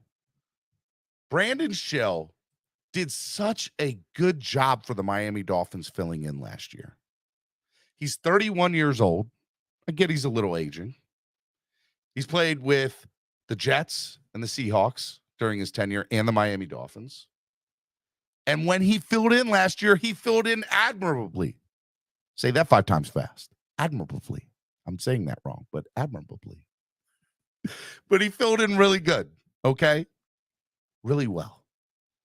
He was a good fit in the locker room. He was a good fit on the O-line. I felt comfortable when he was in there that the Dolphins didn't have to worry about much. The fact that he was not one of the first guys re-signed, I still scratch my head on. Why is Brandon Shell, A, still available, and B, why didn't the Dolphins re-sign him? Those are 2 major questions I have about Brandon Shell. Because he's obviously a good player, and the offensive line is something in the NFL that is a mystery, and you should always want to improve on it. And by the way, I say a mystery of, look, there's no guarantees when it comes to all O-linemen in the NFL. There's no guarantees in anything, but we all know there's some, players that are really good at blocking, and there are players that are not. And Brandon Shell seems to be a guy that can play offensive line in the NFL and play it well and start. He was good on the right side. He should be brought back. Now, why is he still a free agent? That's interesting. I don't know why he's still a free agent. And that's what makes me question, was there off the field issues? Was there something else that they thought about? Is there somebody else that's on their radar? I'll get to one other person here in a second. There are a lot of things that the Miami Dolphins can do to improve on the offensive line and beef it up. But I believe that Brandon Shell should be a priority and should come back. And should. And if he doesn't, I don't know why he wouldn't, because Brandon Shell on his Spro track is made, his cap hit last year was $500,000. His base salary was $1 million. Now, because he played well on the right side, is he saying, no, I want $3 million or I want $4 million? He could be asking for that. That's possible. And the Dolphins are saying, well, if you think you can go get it, go out there and go look for it. But if you're not, we want you back at this price. So I believe that will be the case. His average salary is $1 million. He's an unrestricted free agent. He could talk to whoever he wants to, and he hasn't signed anywhere yet. Shell, obviously, the biggest thing is it's not an off-the-field issue. It's he wants to get paid. He wants money. What he's asking for, I don't know. My guess is he's probably asking for $4 or $5 mil minimum. And no team is sitting there paying for that when, look, at the end of the day, he's, played. Look, his salary in 2022 was $1 million. His salary in 2021 was $3 million. That was with the Seahawks. His salary with 2020 with the Seahawks was $1 million. Right? Actually, no, it was $5 million that year. It was $5 million. $5 million in earnings in 2020 from the Seahawks and $3 million from the Seahawks in 2021. And then nobody wanted his services in 2022, so he made $1 million. He went from 5-3 to 1. His last year with the Jets, he made $2 million. In 2016 through 2018, it was $600,000, $500,000, and $600,000. Everybody is waiting for post June 1st. That is where this is all at. But Brandon Shell should be a top priority for the Dolphins to re-sign. Top priority. And I want him. And I think if we get him, he adds to, He adds to depth to what we currently have here. I would love to have him. Love him. Now, next player. Well, the Dolphins could be looking at, veterans on the offensive line. Yeah, that's true. One of those people is Cam Fleming. Tackle, played with the Broncos, 9-year veteran in the NFL. He's played with the New England Patriots, the Dallas Cowboys, the New York Giants, and the Denver Broncos. His career earnings over the last few years, $1 million, $1 million, $1.3 million, $3.4 million, $2.9 million, 2.4, 1.7, 600,000, 300,000, and $1 million. So the man at the end of the day has never made more than $3.5 million in his entire career, and that was a few years back. I think Cam Fleming would be a great pick and should be at the top of the priority list for the Miami Dolphins. If the Dolphins brought back Cameron Fleming or brought Cam Fleming and brought back Brandon Shell, I'm happy. Let's go. I think that improves the depth at the tackle position on the right side. You have an opportunity for depth, period, because Shell can play the left or right. He didn't play well on the left, by the way, but he can. I would definitely want Fleming and Shell. If you got Fleming and Shell, I'm shutting up. I'm not saying nothing. I'm not. Fleming, I think, would be a good fit.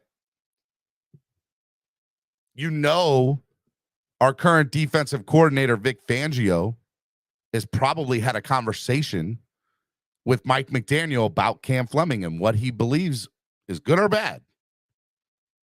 If anybody knows Cam Fleming, it's probably Vic Fangio. So I would love to see Cam Fleming here in a Dolphins uniform. He's already come in for a private workout. He's come in, I think he's come in for a private workout and a public workout, like it was known. And when the known workout happened, they said that they had brought him in for a private workout earlier. So he's come in for a couple of workouts already. I think it'd be a really good signing. And if Brandon Shell came along with him, I'm about that life. Now, and here's the thing. What would Cam Fleming cost us this year? It can't be anything over 1.5 mil. He hasn't made anything of, he's made, all right, so in 2021, it says two salaries here, and I'm not sure why, but it says 1.3 and 1 million. So he made 2.3 million in 2021 and 3.4 in 2020. And his 2022 salary was 1.2. My guess is it's not going to be anything over 1.5 or 1.9 million. Because nobody, I'm sure there are teams that are vying for his services, but I would assume it won't be anything significant. So if I can get Cam Fleming at under 2 mil, and I can go get Brandon Shell at under 2 mil, I'm taking it every day of the week. 2 quality tackles at $4 million. Sign me up.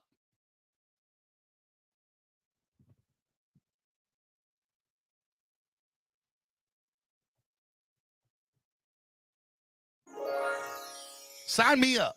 I was trying to find the button on the thing all day. And they should do it. They should.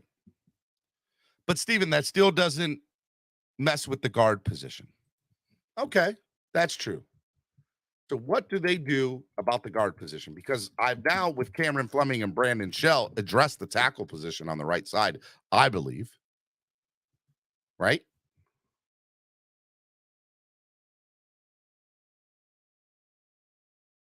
So there's a couple of different options I think that you go. Okay. Let's see here. All right. Kaz, I got your stuff, man. We're going to take care of you, Kaz. Shout out to you, buddy. Glad that you won the tickets, man, with our new sponsor, Lime. Shout out to Lime. All right, so 2023 NFL free agents on the guard position. Let's go look at we'll look at the top 10 here, okay? And all statuses available. Update. There we go. All right. Make this duplicate. There we go. All right, first person, Justin Pugh, 32 years old, played in Arizona last season, had an injury background. Well, we know that our GM loves somebody with an injury background. Justin Pugh, when he's healthy, great free agent. But the question is, can he be healthy? He's been hurt twice, 2 big injuries in his career. One in 2018, one in 2022, which was last year. He made $7 million last year, hurt. Made $7 million the year before that, $8 million the year before that, $8 million the year before that, and $11 million in 2018. But now he's an unrestricted free agent. The man's made a lot of money. Is Justin Pugh somebody that, A, can the Dolphins afford him? And B, is it worth it for somebody who's coming off an injury? I'll tell you right now, I'm convinced that Greer's thought about it because he's an he's an injured player. You can get him for a discount. If you could get Pugh for under $5 million, you'd have to consider it. You would. Pugh, when he plays, great guard. Can't deny that. Let's go to the next one. Let's go to Gabe Jackson. Gabe Jackson played with the Seattle Seahawks last year. Last couple of years, played with the Vegas Raiders before that. He's made a total of $56 million in his career, by the way. $6 million last year, $10 million the year before that, $9 million is last year in Vegas, $7 million in Vegas, $10 million in Vegas, $10 million in Vegas, 100,000, 700,000, 700,000, $1 million. So the man has played through, he's earned his opportunity. Is Gabe Jackson somebody that the Dolphins would go after? Maybe. He's about to be 32 years old. He's an aging vet, but he's somebody who's going to play. He's somebody that's going to start. He started 14 games last year, 16 games the year before that, 16 games the year before that. Steven, so at these prices, then go get me Fleming, Shell, and Risner with the Byron Jones money they will have after 6-1. I'm not mad at that. I'll get to Risner in a second. I'm coming to Risner.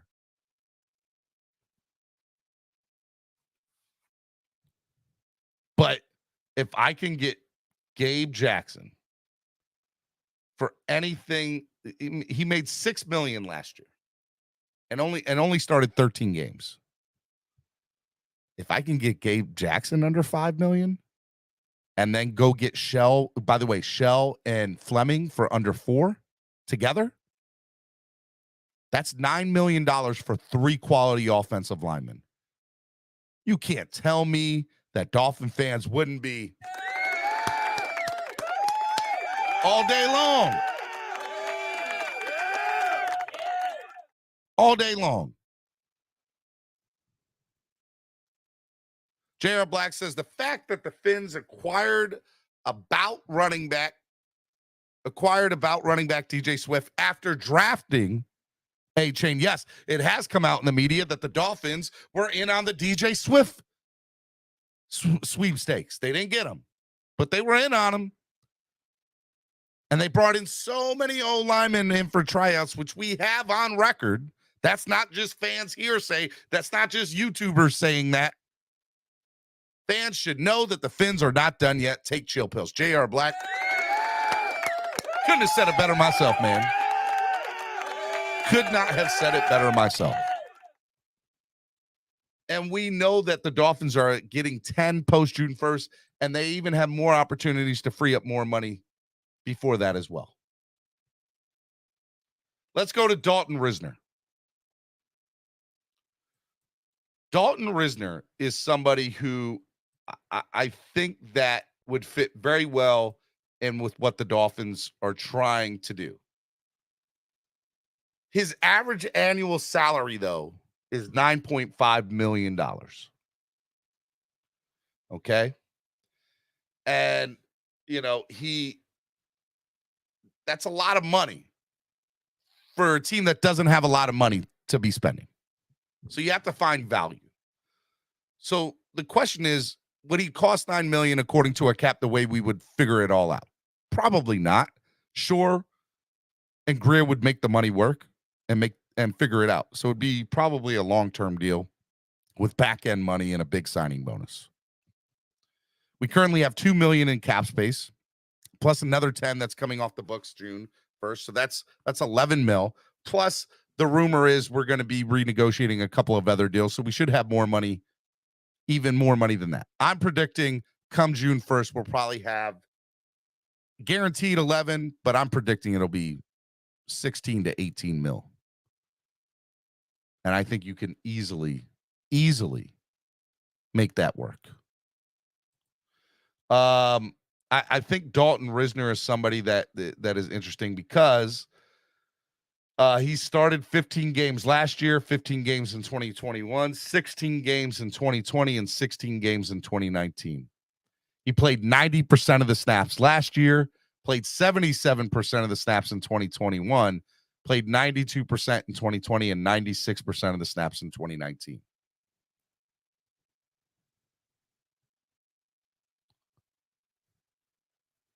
I think that the Dolphins can clear up to $16 million post June 1st. That includes the Byron Jones money.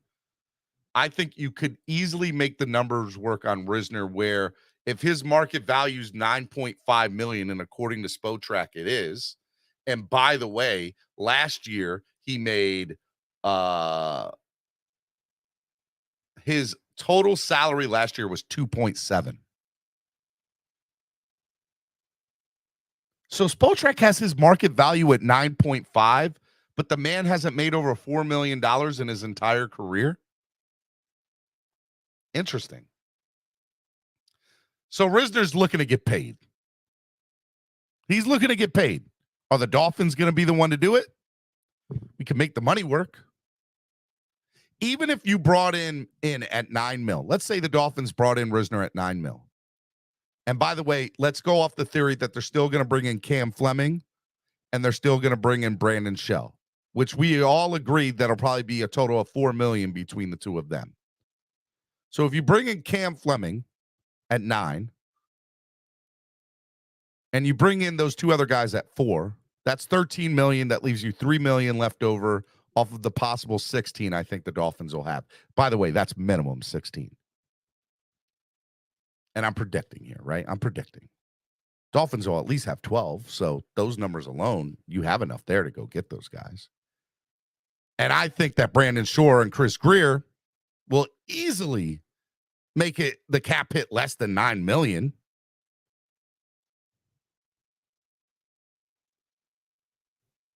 So look, the Miami Dolphins I'm telling y'all right now, we're sitting pretty. And we have a chance to go get 2 or 3 free agents, if not maybe even more.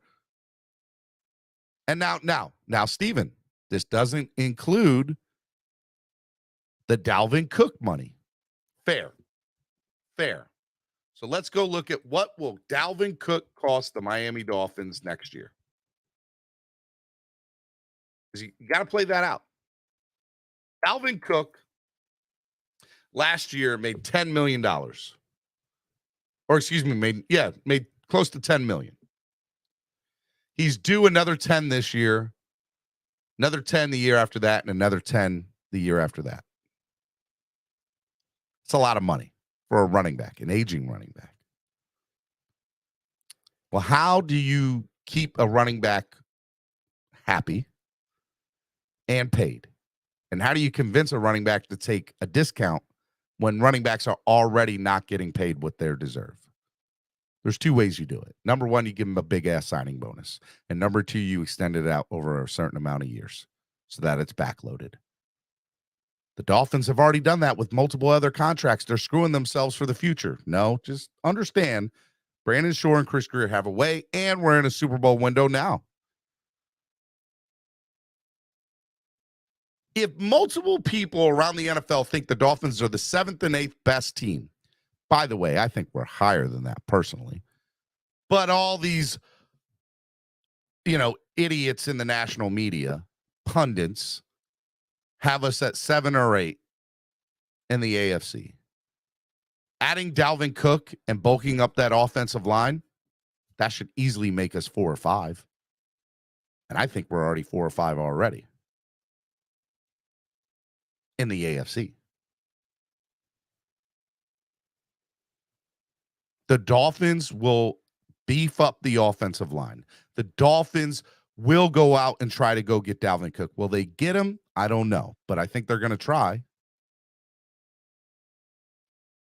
And by the way, here's the best part.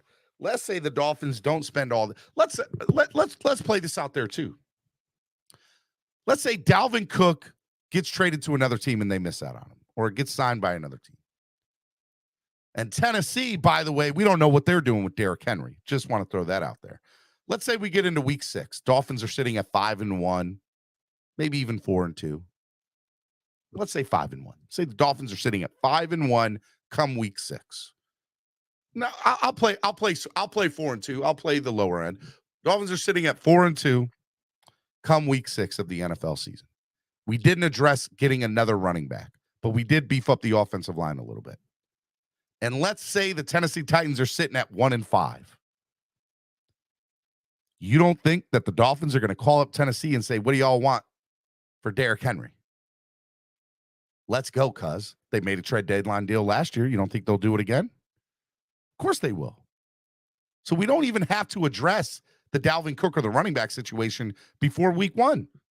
We can wait to see what teams suck and what they have available. And there will be some teams that suck. There will be some teams that are taking for Caleb Williams. The Dolphins will be on the, I guarantee you hot take. Here we go. Dolphins will make a trade in season. Guaranteed. They will make a trade in season. After week 1, they will make a trade before the trade deadline. And it'll be of somebody of significance. Believe in my heart of hearts that they'll do that. What they'll give up or who it'll be, I don't know. But they'll make a trade. And I think that there's 2 or 3 teams that are easily tanking for Caleb Williams. So I'm not saying we're going to get Derrick Henry, and I'm not saying that we're guaranteed to get Dalvin. What I am saying, the Dolphins are going to look at every avenue about going to go get those 2 guys, as well as anybody else that's of a significance at the running back position. They tried to go get Swift even after they got A-Chain. That should tell you right there that the Dolphins are not done at the running back, that they're not satisfied with running it back with the 4 guys they brought back. And they brought in 1 million free agent offensive linemen. And I say 1 million. I'm exaggerating. But they brought in a significant amount of free agents, veteran free agents on the O-line. Now, the last person I want to talk about before I open up the lines, and somebody that I think would be, is a very interesting name. And we've talked about him on this show before. He hasn't played since 2021. Okay.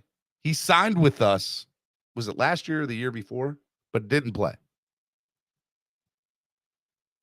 DJ Fluker. DJ Fluker is a big question mark and very interesting one. DJ Fluker is another name that, the Dolphins have brought in for a workout. They have signed him in the past. It just didn't work out that he got a chance to play because he got hurt. And looks to be in the best shape of his life. I'll say it again. The best shape of his life.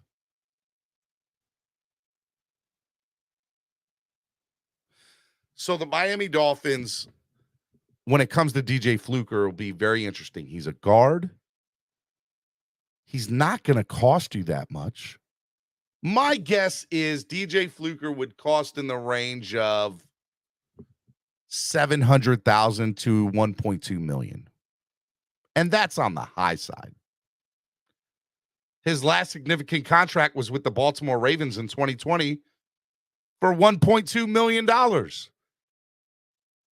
He signed for $84,000 with the Vegas Raiders in 2021 and with the Jacksonville Jaguars for another $60,000 in 2021. It was probably only a week, right? He probably got signed, played a week, and then whatever. He played in one game with the Jacksonville Jaguars in 2021. Played in 16 games 2020 for the Ravens, started 8 of them. 2019 played in 15 games, started 14 of them. Played 83% of the snap counts. The last time he played significant snaps in the NFL, 93.1, 2016, when he was with the San Diego Chargers. He's 32 years old. He's had 8 years in the NFL. He is a low risk, high reward player. You don't have to sign him for much. If he cost you more than $700,000, I would be surprised. I would. I'd be surprised if he cost more than $700,000. My thing is, it'll be an incentive-based $1.2 to $1.5 million contract. Incentive-based. Hey, if you start this many games or you play this many snaps, we'll give you this amount of money. And we'll guarantee only, $600,000, maybe even less than that.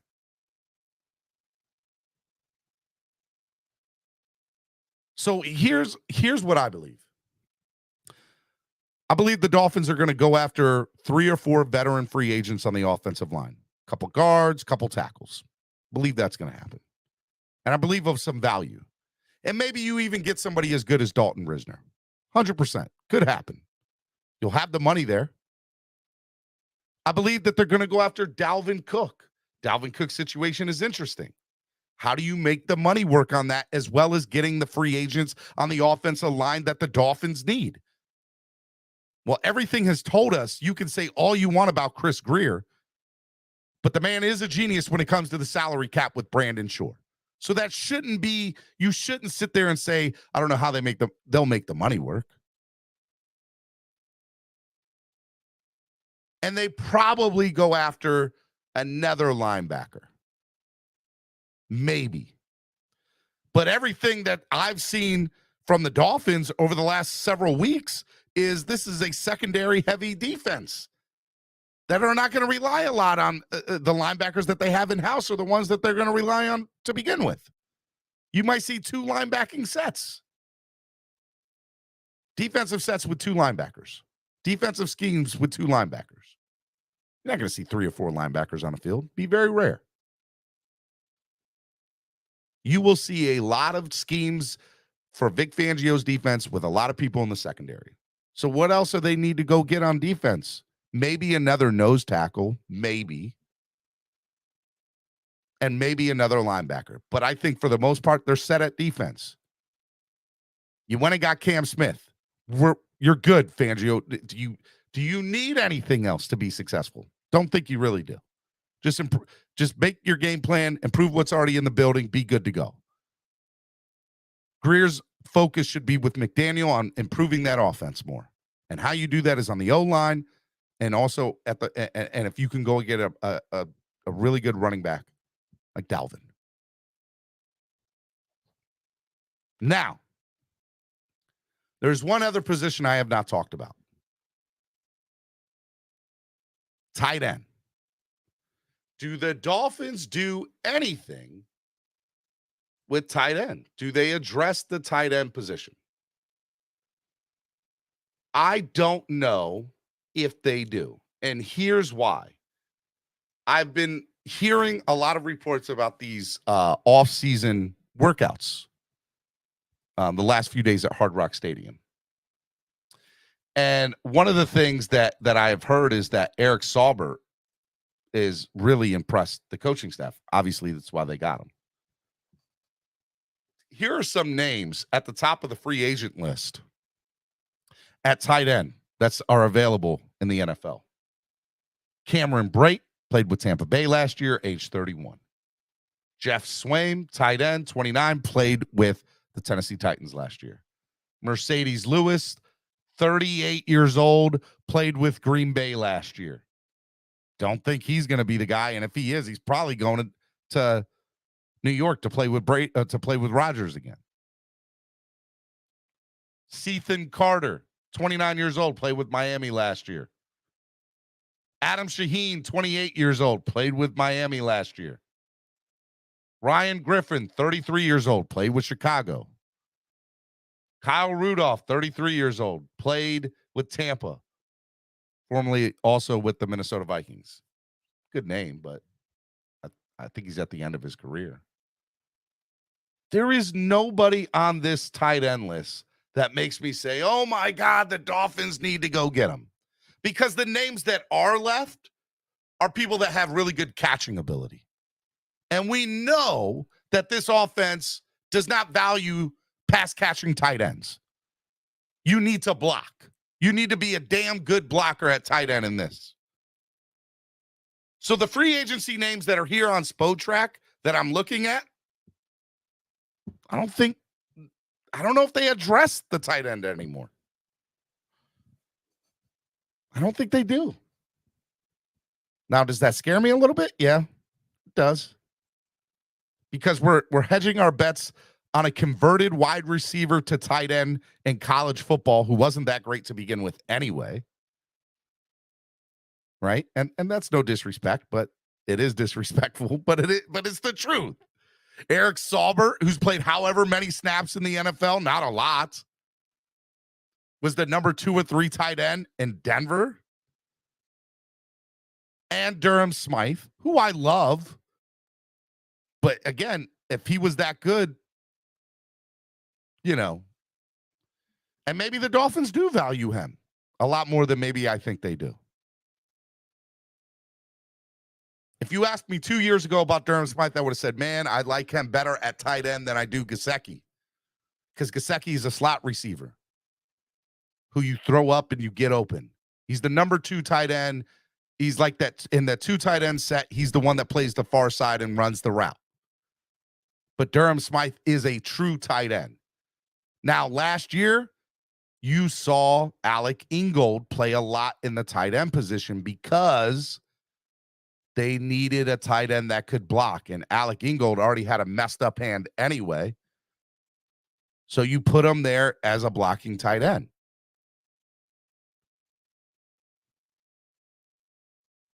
I believe that I don't know if they bring in another tight end. And if they do, it's going to be as a training camp body. It's not going to be anybody of significance. If they bring in a veteran that may have an outside chance, maybe it is somebody like Cameron Brate or Kyle Rudolph.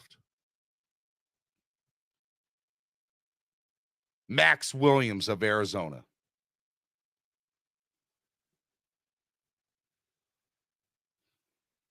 Maybe. But it'll be out of the veteran minimum, and it will be a non-guaranteed contract, and it'll be, we'll let you get some reps here in training camp and in preseason, but don't count your chickens.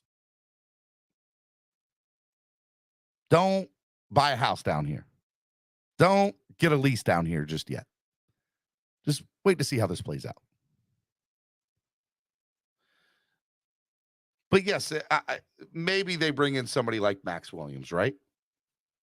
Max Williams is an interesting one. He's coming off an injury. He's 29 years old, played at Arizona the last few years, played with the Baltimore Ravens for a few years, had some really good, opportunities.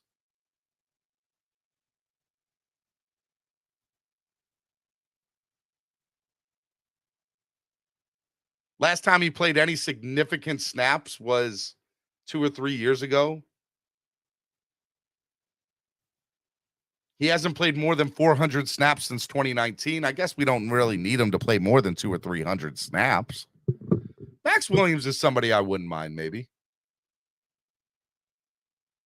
Last year, he made a total of $1.7 million. He hit some bonuses. Max Williams maybe is a guy I bring in.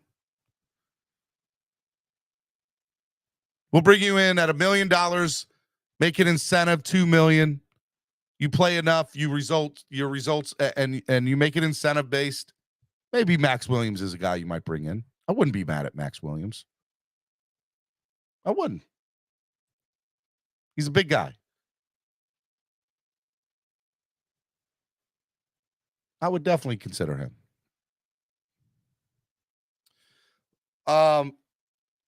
Yeah. So that's kind of my breakdown of what I think the Dolphins should do in the second wave of free agency. You bring in 4 or 5 guys in the offensive line that should total no more than $13 to $14 million, and that's a lot, by the way. I think you can easily bring in, you can make the Risner contract work. Bring in Risner, bring in Cam Fleming, bring in Brandon Shell, and maybe even DJ Fluker, and you can make the money work where it's all under $10 million this year. Now, signing bonuses and other thing, it might be different, but I think the cap hit for all those guys, you could easily say under $10 million this year. Find a little bit more money elsewhere, however you need to do it. Cedric Wilson saves you $6 million if you can get rid of him. So you get Cedric Wilson off the books, bam, that's another $6 million. That money can be used to go get Dalvin. Let's go get Dalvin.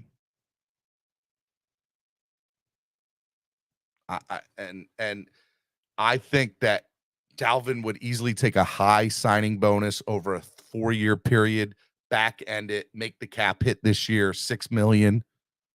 Why not? Why not?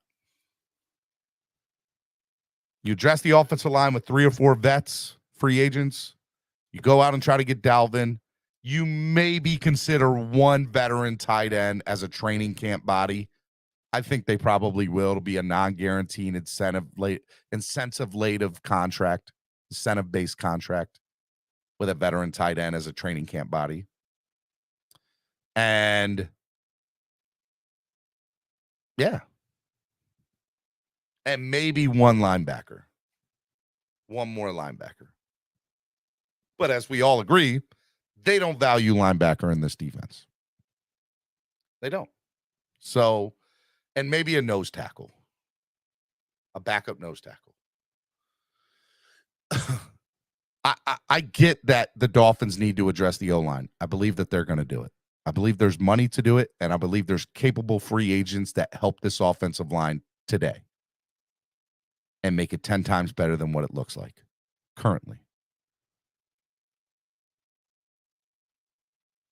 And I believe Dalvin Cook changes the entire game. It gives you so many more options, and it allows for other people that are productive in this offense that the onus isn't weighted on them. Raheem Mostert would benefit so much from having Dalvin Cook here because instead of getting all the snaps on him becomes the number 2. And now when he does come in, he's able to flourish because his body's a lot more healthy because he's not getting the bulk of the carries. Yes, people were like, oh, he was mad in San Francisco because he was the number 2, and that's why he wanted to leave there. I think he understands this is a totally different thing. I get it. I understand it. Marquez says, you realize that other teams are already adding to their rosters as the Dolphins wait for June 1st. Mark, I think a total, since the draft, maybe a total of 12 to 15 transactions have happened in the NFL. Total. So in theory, yes, other teams have added to their rosters, but everybody's waiting for post June 1st, Mark. Don't go there. We get it. There's only been like 12 or 15 transactions in the NFL post the draft. That don't include unrestricted free or undrafted free agents. I'm talking about veteran free agents. 12 to 15, maybe.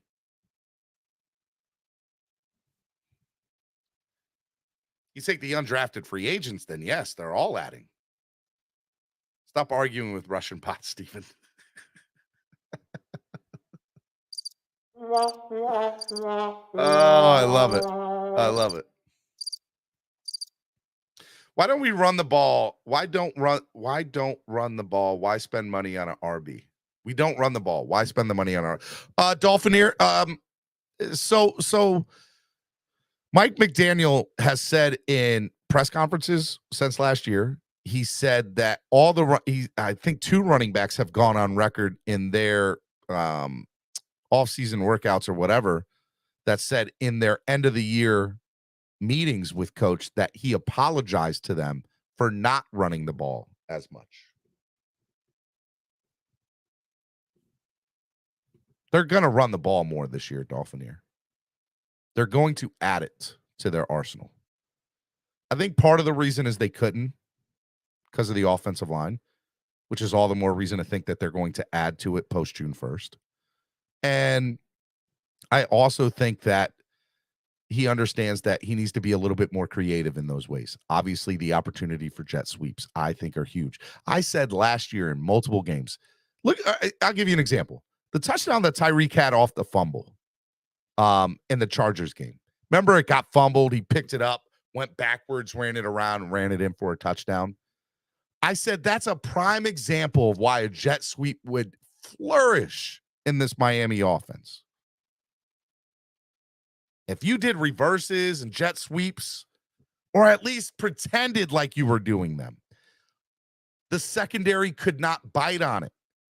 And now all of a sudden, with all the speed that you got, there's going to be a man or two open that have beat the entire secondary because they have to be prepared if a jet sweep does happen. That's why Dalvin Cook makes so much sense in this offense. You have to respect Dalvin. So the secondary can't just play back. They got to play up. And with the track meet that we have, the Olympic track and field team that we have, people are beating the secondary by miles. And all Tua's got to do, just float it in. Have a nice day. Touchdown. It can be done. And when you are running it, you're running it 20 to 25 times a game, which is what you're going to have to do. You give Dalvin a majority of those carries. You give Raheem and Jeff Wilson maybe another carry or two, and maybe A-Chain, obviously, another carry or two. All day. Noob says we don't need Dalvin. We just need our head coach not to abandon the run when it's working.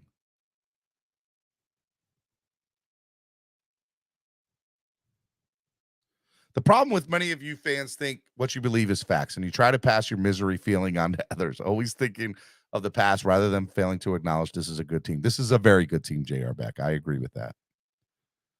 You can't think it's a good team while addressing concerns, JL2. The two aren't mutually exclusive. Too much. Mark K says, so the Dolphins don't value linebackers, don't value tight ends or offensive line. You depend on an injury-prone quarterback, top-tier wide receiver, top-tier corners, good second, not top-tier secondary? How disrespectful, Mark.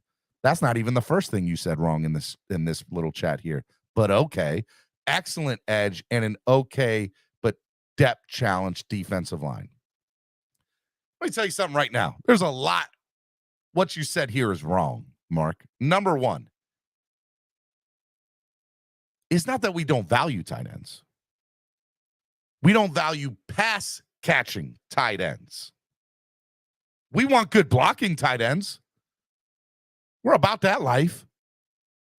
I said here, you want to know at the end of next year how we know if a tight end was good or not?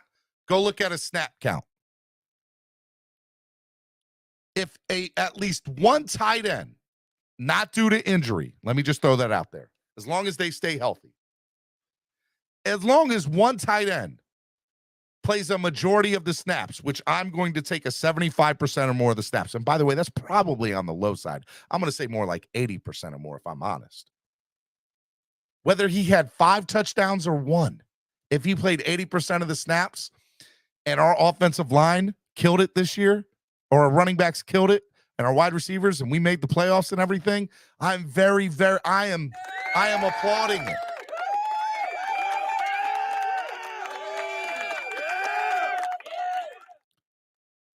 You don't care about catches and touchdowns at tight end position in here. You care about snap count and are they blocking on the plays that you need them blocking on. The offensive line, yes, we all question it. It's our biggest question mark as Dolphins fans. Yes, we have an injury-prone quarterback, but when he's on, he's the best in the business. I ain't got no beef with the guy. We do have the best wide receivers in the NFL. We do have the best cornerbacks and I believe we have the best secondary in the NFL, top to bottom, including Noah, I can't play Igbenogany. Because he's the number 9 secondary person. Yes, we have the best, some of the best edge rushers in the NFL. Jalen Phillips, Emmanuel Ogbah. And an okay challenge defensive line. Dude, Zach Seiler was living in a bus, and stepped up and became a beast of a man. And we don't value linebackers as much is because the 2 that we're going to have when they're playing are going to be beasts. David Long, come on, man. Do better, Mark. If you're gonna come at us with something, do better. Bills fans make me sick. That's why you guys are banned for the month. Because it's people like Mark Amicus that gives y'all horrible names. I do like Mark, though. Mark's a good guy. I'm just messing with you, buddy. But your takes today are just horrible.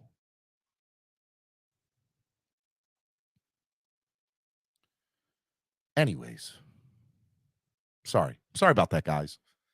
Got a little wound up.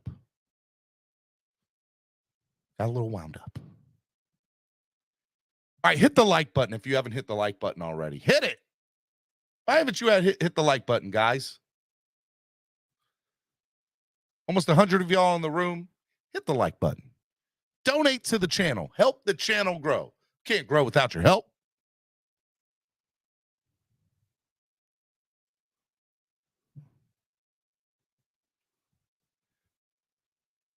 All right. Let's go. I'm going to drop the link. And I'm going to bring y'all on one at a time, whatever y'all want to talk about. If y'all disagree with my theories about the offensive line and the tight ends, whatever it is y'all think, I'm here for y'all.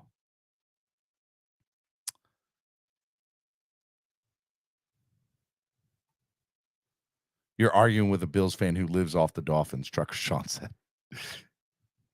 True story. True story. I pinned the link to the top of the chat. Get in where you fit in. If you have a question, make it a super chat, and I'll answer your question, baby. Let's go. Thank you for hitting the like button. Oh, the likes went up. Let's go. Hit the like button, guys. Like it. Subscribe to the channel if you're not already subscribed.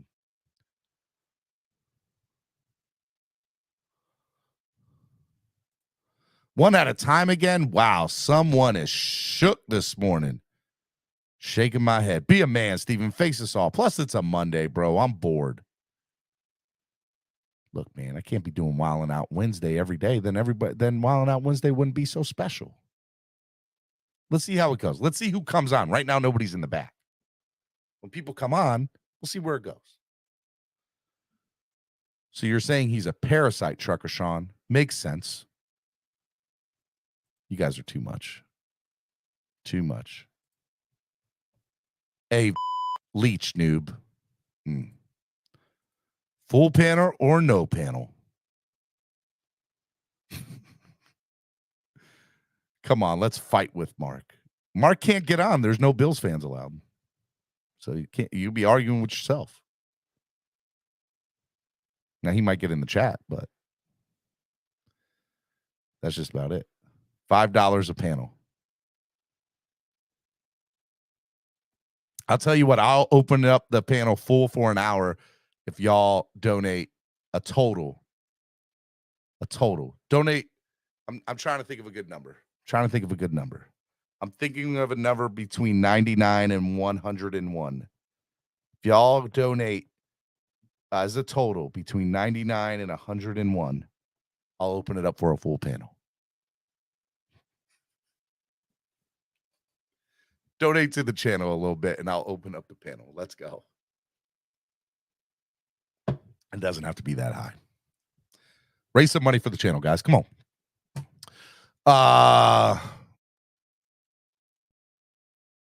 Trekker, Sean, and Noob are going at it about Mark. Too funny. You guys are funny, man. All right. It doesn't have to be that high, B. McD. I was messing. Let's go. I wouldn't be mad at it, but you know. Boy, Steven knows how to get that money. You're killing me, Smalls. Get close to it. Get above 50, and then I'll consider. Let's go. Come on.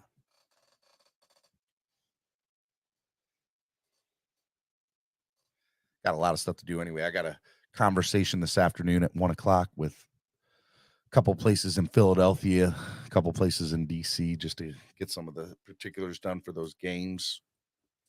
You guys are going to have fun in Philadelphia, man. I was in Philadelphia.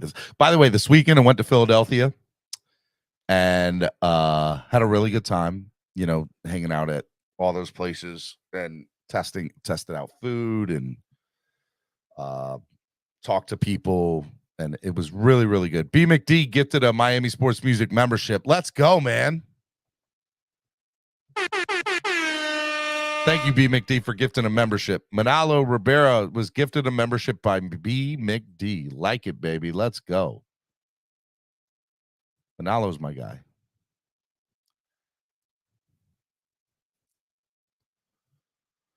I'm mowing. Phone in storage and lawn mode once I heard that Leech Fence. B. McD and Bills Mafia playoffs are expectations. Is that true for the Dolphins? Boy, you are pushing it, Mark, this morning. Pushing it.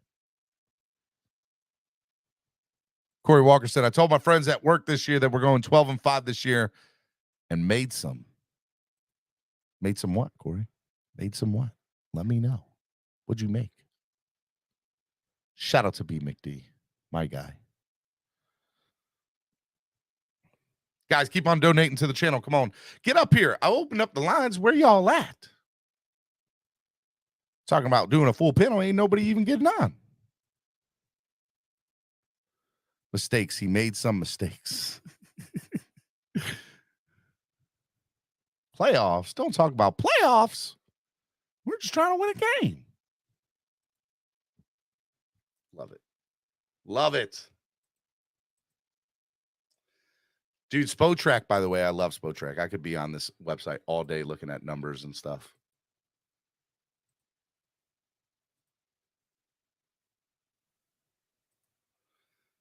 The day, somebody asked me, when do the tail greeter packages usually start to go on sale? The day after the schedule release. Let's go. Any questions? Put it in the chat.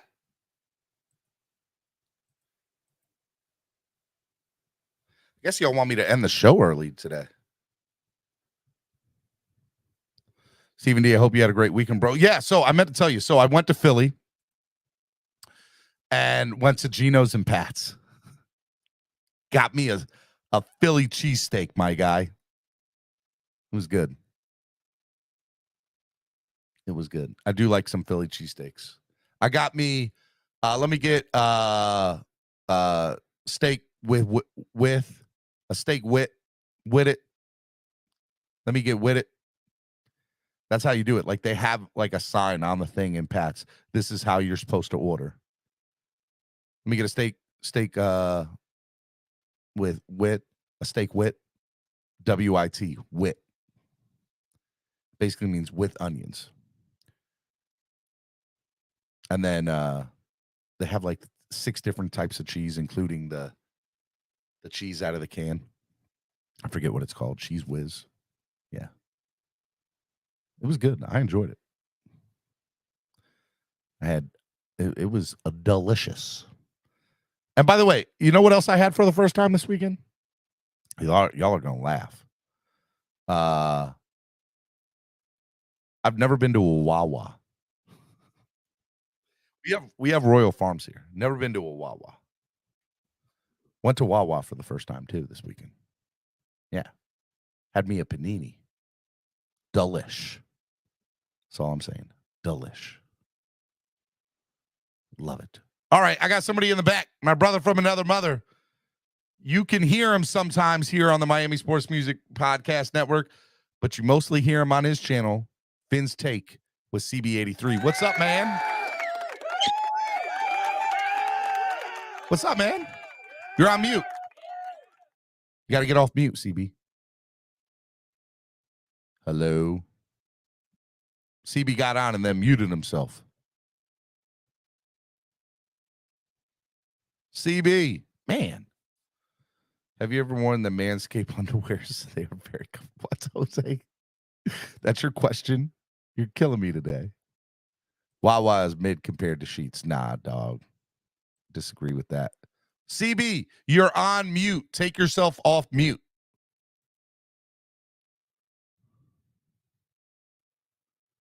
Oh, my goodness. Y'all are on some other stuff today. Steven, I would come up just to get donations to the channel if you wish. To be fair, Mark, to be fair, and I can't bring you on, but at least y'all donated to the channel. I will give it to you. Y'all made money for the channel and donated to the channel, and I appreciate that. Thank you. But rules are rules. I can't bring you on. I'm sorry. Sorry. I see you in the back. Can't do it. Can't do it. I won't say anything, just donations.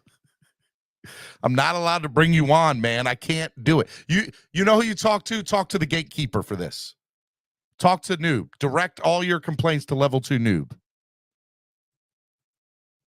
He is the gatekeeper for Bills fans this month. And as of this moment, he said no Bills fans on the panel. Trust me, I lived in a Wawa in Ocean City, Maryland, B. McD. Sheets has subs, hot dogs, pizza, and wings. Yeah, but those paninis were fire, cuz. Fire. CB83, man, what happened? Don't do it, Noob. Level 2 will vanish, Mark, bro. Yeah, look, I just said you gotta take your. I would love. Look, right now, Mark is in the back, and there's no other Dolphins fans up here, but I can't bring him on. He's the only one willing to come on. Where are the Dolphins fans at?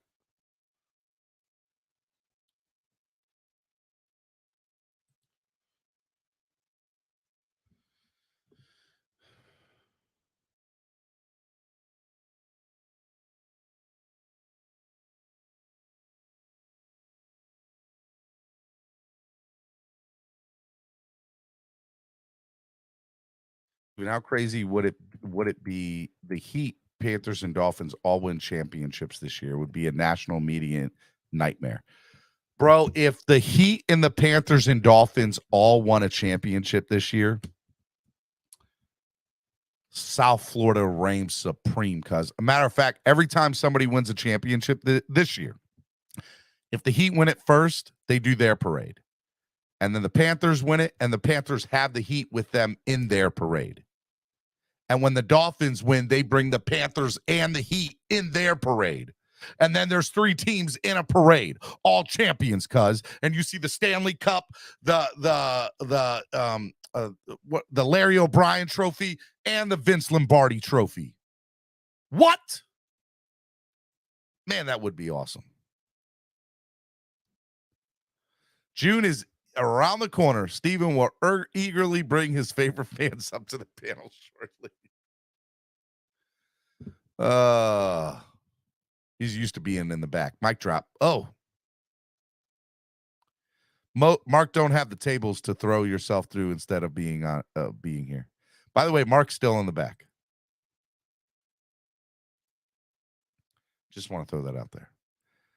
Didn't the Bills almost lose to a rookie quarterback at home in the playoffs? Yes, they did. That's a true story. That's a true story. All right, guys, I think I'm going to end the show if y'all ain't going to talk. I'll tell you that right now. I'm not going to be doing this. Look, tomorrow's Tuesday, which means Nando Talk will be up here. Be a lot of fun. Nando Talk will be chilling with me, and we're going to go over we're going to go over what a schedule might look like and how the schedule kind of works out. And we're also going to go over some of the national media's placement of where they have the Dolphins on. They will. Are we getting Daniel O back on Tuesdays? No, Trucker Sean. Miami Herald and him have like an exclusive deal, but he'll come on here and there and do stuff, but he's not going to have a regular segment anymore. That's okay. Shout out to Daniel Oyefusi. We talk all the time. We text. That's my guy. Love Daniel. Good guy.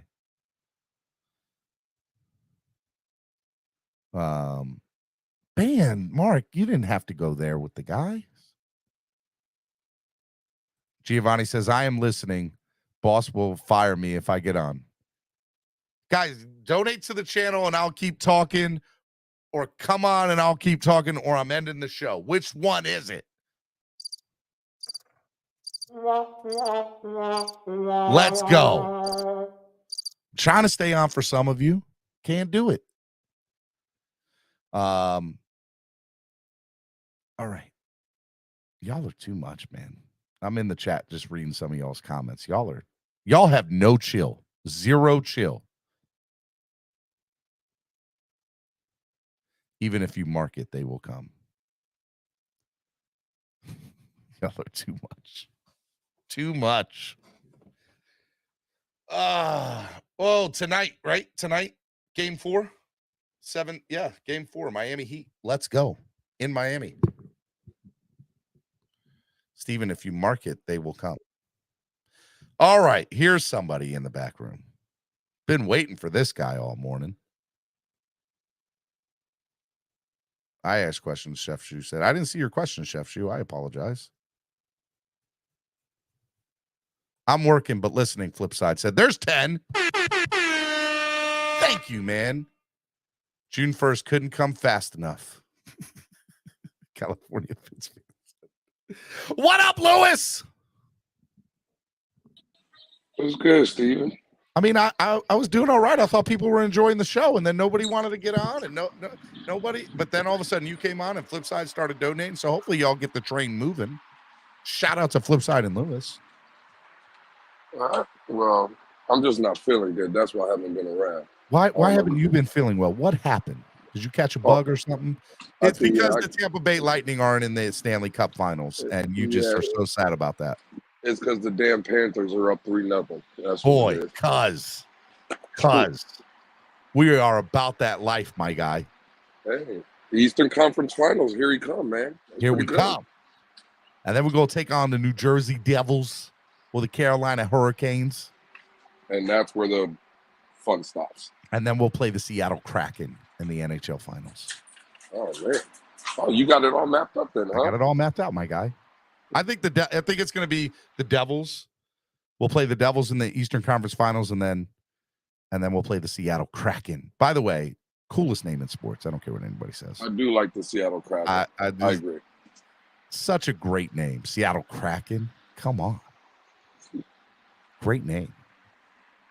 But yeah, I think the Kraken are going to go from the West. I think that'll happen. What do you got? Chest cold? Not feeling good? Yeah, it's just I got a horrible Dade cough. County's talking about you in the chat. I'm not going to say about Dade. I don't care about Dade County. Oh, you over here talking about you. Hey, what did you think? Were you listening to the show today? I was. I've been listening. What did you think of my thoughts about the O-line and running back and all that?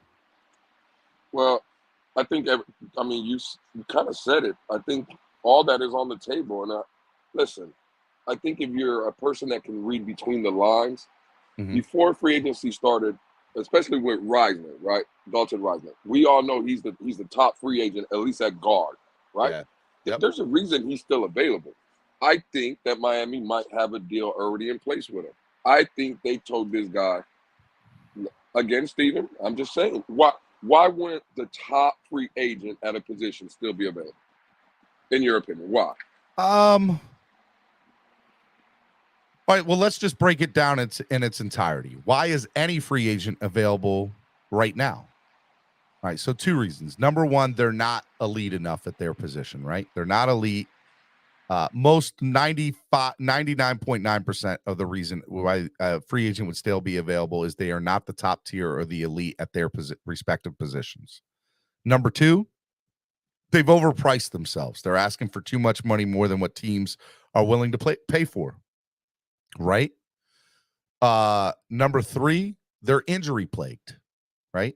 They're people, a lot of people with injuries, right? And by the way, not everybody has all of these. I'm just saying that these are some of the reasons why you don't see somebody signed come May 8th in the NFL. And then I think the number four reason is they're good at their position and they're a starter in the NFL, but they want to see how other players are paid. And so it's a wait and see game, right? For some of them, it's a wait and see game.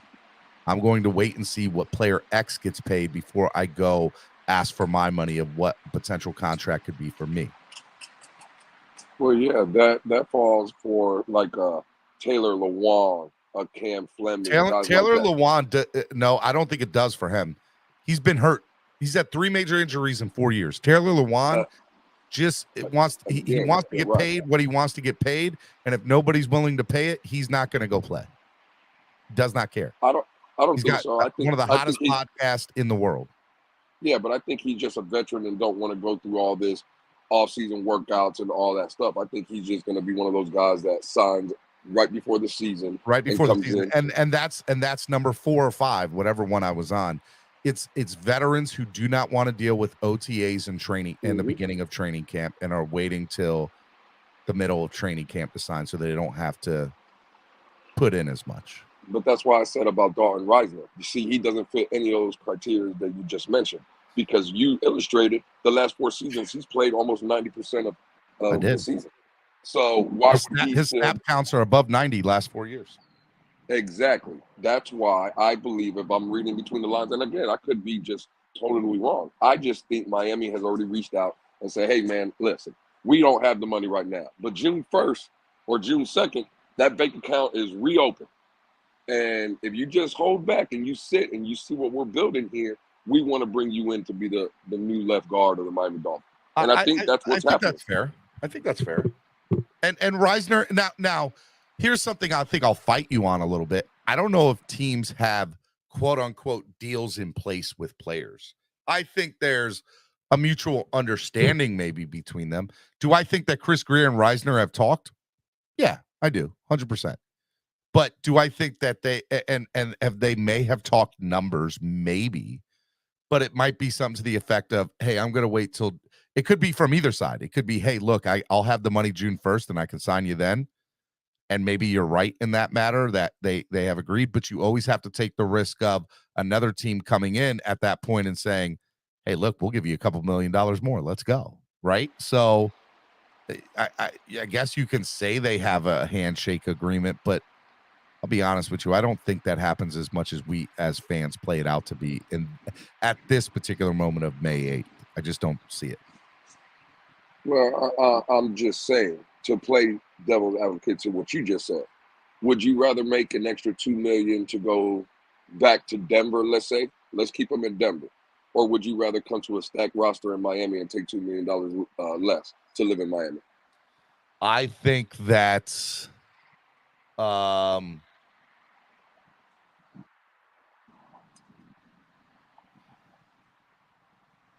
I think that the Miami Dolphins are in a unique position because of the state that they are with no taxes, because of the area, and because the team they're putting together. And that's no particular order, right? And that's the star powers and the star power that's here, right? So ultimately, I think it's like we are a perfect storm for any free agent to want to come here. To answer your question, I think a free agent, it depends on what that free agent's priority is. If this is a free agent that knows he's not going to make another big contract, you got to go get the bag, right? And I respect that if that's where you're at. But if you're a veteran free agent who's got the bag a couple times already and you just want to win a ring, Miami might be the place to go because we are one of those teams. So it depends on what a veteran prioritizes as what's important to him. It's either going to be money because he wants to get the most money he can, and I respect that. I don't have any problem if a player wants that. Or it's, I don't necessarily care. As long as I'm paid competitively, I want to go somewhere to win a ring, but I also want to be respected. And I think that with Risner, or I won't even put in, with Dalvin Cook. Dalvin Cook will get a bigger offer. If he gets released post-June 1st, I guarantee you the Dolphins will not have the highest contract on the table. If he comes to us, it'll be because he wants to come to us, not because we had the highest contract on the table. Point blank. I don't know. And that will say a lot. That will say a lot if that comes to fruition. As a matter of fact, I'll do you one better, Lewis. I don't think any free agent that signs from here on out, we will have the highest offer on the table. That's Risner, that's Shell, that's DJ Fluker, that's Cam Fleming. We will not have the highest offer on the table for any other free agent for the rest of this season. We just won't. We can't afford to have the highest contract of all these guys that they'll be offered. Well, we will have a competitive one, and it'll be come play in South Florida. I mean, I don't know. Listen, again, I don't want to hurt people's feelings out here because, when you talk about moving off a certain player, people get in their feelings. But you could give Reisner the bag if you were willing to let go of Christian Wilkins.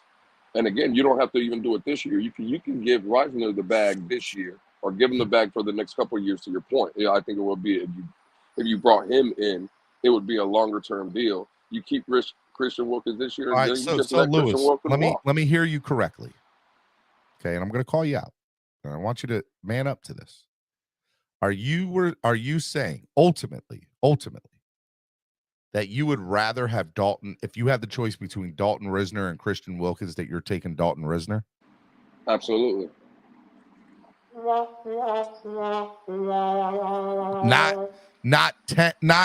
Not if I had a million out of a million times I am taking Christian Wilkins over Dalton Risner.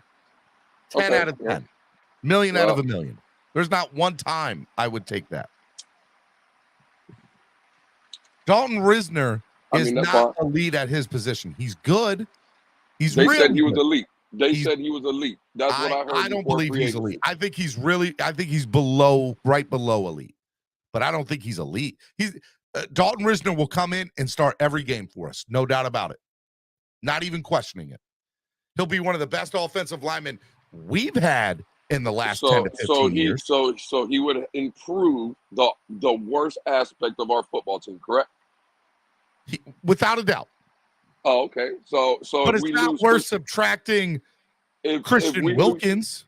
If we lose Christian, again, see right here, we've been crying about the offensive line for multiple years. So you can go get a guy plug and place that, to your point, plays 90% of the snaps, is going to improve the offensive line. You lose Christian Wilkins. How much of a loss are you going to have if you have Seiler behind him, if you have Bradley Chubb on that offensive or defensive line, if you have Jalen Phillips on that defensive line? You're not losing that much.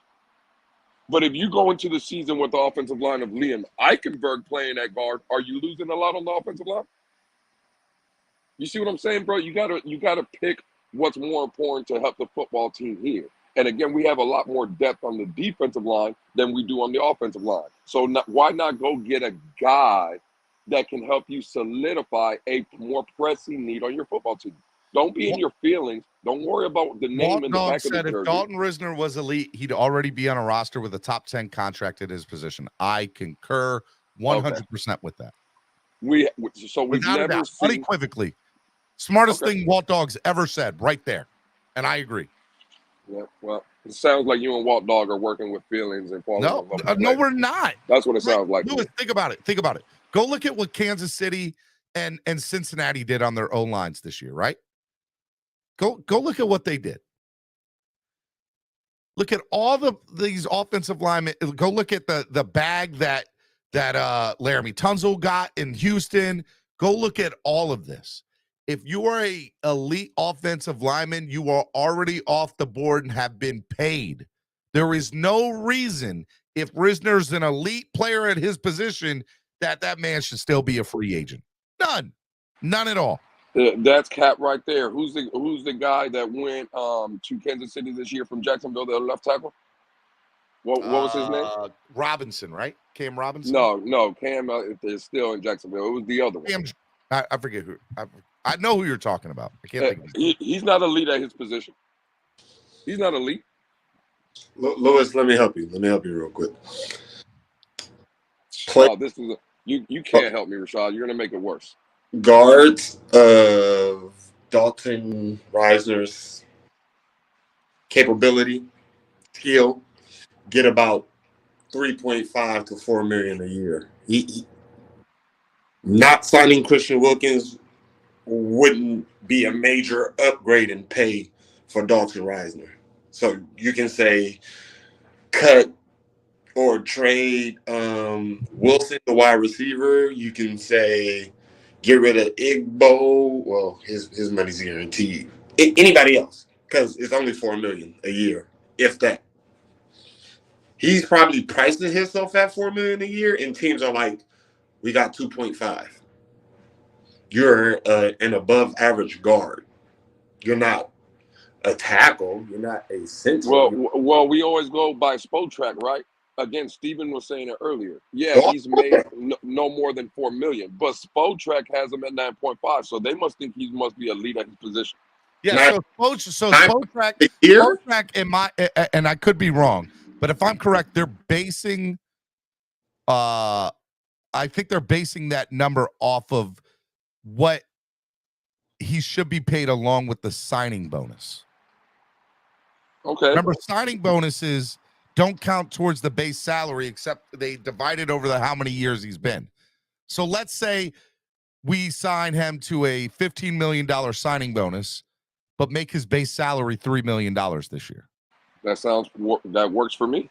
I would agree, right? And you extend him out over 3 or 4 years. So maybe so $6 million, and you do it over 4 years. Maybe that's a $9 million cap hit this year, or a $6 million cap hit this year, right? So I'm good with that. But I think that's where the Spotrac number comes from. In Von Joe says, so Steven, if Wilkins is elite, why is he not signed yet? That's a great point. Extended yet? That's a great point. By the way, there are plenty of people that deserve contract extensions that don't get it, and when they're supposed to get it. And maybe Wilkins is in that particular mode. If Reisner was that guy, Dalton had a PFF of 61.1. He's an average guard.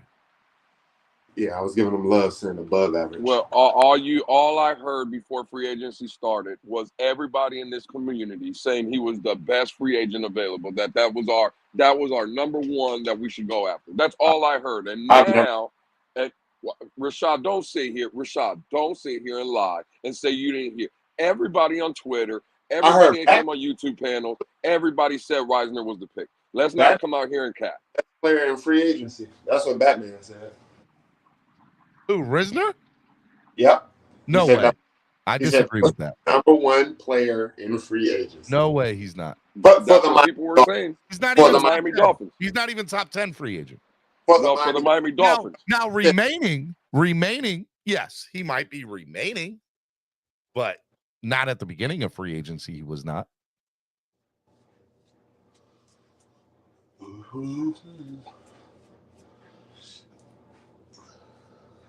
Not at all. Not even close. He's an upgrade, but yeah, if he's like you said, if he's outpricing himself, yeah, I guess. I mean, somebody might look at him and say. And by the way, to be fair, Wilkins will get the contract extension. Will it be this in the coming weeks, I don't know, but I believe he'll get the contract extension from Miami. Christian, get this through your head. Christian Wilkins is not going anywhere. That man will be a Miami Dolphin for a long time. He's not going anywhere. He's not. They might be waiting till June 1st. I mean, they could be considering Dalton Risner. Dalton Risner might be better than everybody expected. He just probably was surrounded by terrible play. And teams could be like, okay, let's get him a big contract and he wants more. It could be anything because from what I've seen in the numbers back it up, the PFF grade, because I haven't watched Broncos offensive line play besides that tackle that we were looking at. The guy doesn't move. Yeah, Cam Fleming. He's better than anything that we got, yes, but he's not like I moving defensive linemen out the way. Best offensive linemen we've had in the last 10 or 15 years without any sort of doubt he would be. But yeah. He is not elite his position in the NFL, and I would never ever. If I had the choice between Risner and Wilkins, 10 out of 10 times I'm taking Wilkins. Like it's not even close. And the fact that you think that I'll do you one better makes me question everything. Can you put Cesar Diaz? Can you put Cesar Diaz's comment up, Stephen, real quick? Can you put that one up? I'll do y'all one. We know it's lies. We know it's lies.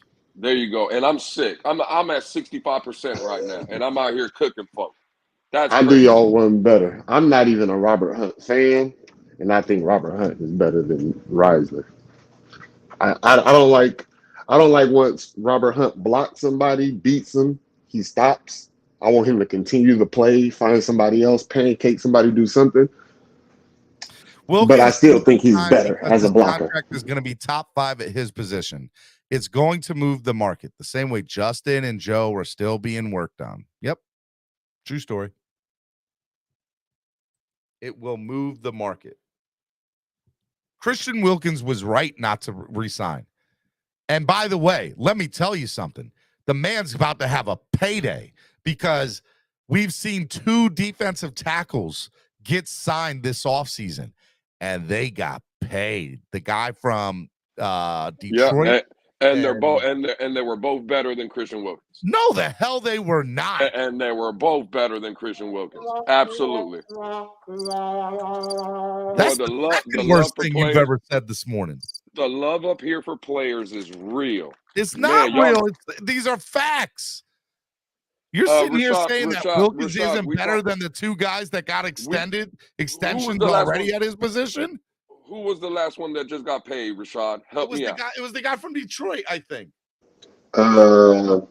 Not Dexter Lawrence. It was I forget his name. It was Dexter Lawrence from the Giants. Dexter, we talked about from the Giants got paid, but we talked about it on Twitter. This guy, right, got what, 13 million, I think, a year. When you do the math, 13, 14 million a year. He has an All-Pro and a Pro Bowl under his resume. Plus, with 7.5 sacks, 8 sacks a season. And he got 13, 14 million. What do you think? You think Christian Wilkins better than that? Where's Christian Wilkins Pro Bowl? I will say every D tackle who has got the bag this all season, and there's been like 6 of them, are better than Christian Wilkins. Thank you. Currently. Thank you. Who has the higher ceiling? Christian Wilkins. The only thing Christian Wilkins is missing is sacks. These dudes get 8+ sacks a season. They're Pro Bowlers. They're all pros. So time out. You want me to compare measuring sticks against sacks? Of course, we don't get enough sacks. No. It's not just sacks. Go look at the tackles. Christian Wilkins gets more tackles than anybody. Go look at tackles behind the line of scrimmage. Wilkins will be at the top of every statistical category of those. He's number 2 out of D tackles. But then you have he has 16. You have 3 D tackles with 14. That gap isn't that big. The biggest gap is total tackles. You have Chris Jones with 20 tackles for loss and 16 sacks. Like He's not better than him. He's not better. He was also in the last couple of years in a defense that was catered to him. And I'm telling you right now, the way that this is going to be is Christian Wilkins' sack numbers will go up this year, along with Jalen Phillips, along with Emmanuel Ogbaz, as long as he stays healthy. I'm not in my feelings. I'm not saying that my favorite player is Christian Wilkins. I do like the guy. Okay, I'm a big fan of his. But what I am telling you right now is that he is top 3 at his position in all of football, and it's not even questionable. And the fact that y'all are debating it with me is freaking nuts. I think he top 3. Whoa, chill. He has the potential. Is top 3 defensive tackle in all the NFL. You're out your buddy. That's cap. You're out your buddy. I would say he's number 3 in his draft class. You saying the NFL? Yep. That's wild. So you got Chris Jones. Start a poll. You got Aaron Donald. You got what's the boy in Pittsburgh? Casey Hayward. 3 you got at his position. You got Javon Hargrave. Whew. In the NFL. You can't help, Steven. You can't it's a lot of D tackles out there, Steven. There we go. You don't want to do that. You can't help, Steven. Don't worry. We try to come up here and help. This is what we do as a fan base. The narrative has to. Christian Wilkins is top 5. Now he's top 3. He's top 3 in his position in the NFL. It's not even close. You want to know why nobody argues when Christian Wilkins doesn't make the Pro Bowl? It's because D tackles aren't the same anymore. They don't just plug holes. They make plays now. Christian Wilkins make plays. He's just a step away from that 7-sack season. I can't believe that y'all are sitting here saying this ludicrousness. So how big of the gap do you think it is between Christian Wilkins and Chris Jones? Because I know you don't got him above Chris Jones. And I know you don't got Chris Jones over Aaron Donald. So if you got Christian Wilkins number 3, where's that gap? End. No, he's not. He rushes the quarterback on the side. He plays on the outside. Aaron Donald is a defensive tackle. Okay, I'm telling you right now, but where does he line up 90% of the time? He lines up everywhere. All over, yes. But he lines up and down the line. Oh, okay, then neither is Christian Wilkins and neither is Chris Jones. They all move across the defensive line. There's plays where Chris Jones rushes by himself. He's the only person rushing. Everybody else is in contain.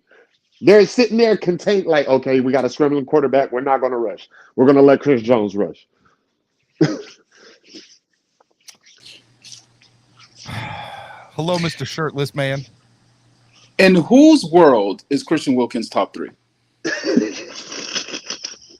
So you got to be up here with the wolf pack, man. God, you're not the GM of the Dolphins. I know you're not talking. Lewis sitting here wants to get Dalton Risner over No. Damn all that.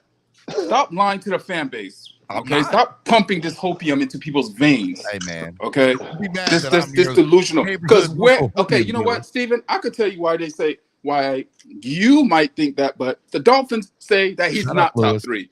Because a top 3 person, you don't mess with their money. You pay them and get done. You know what we did?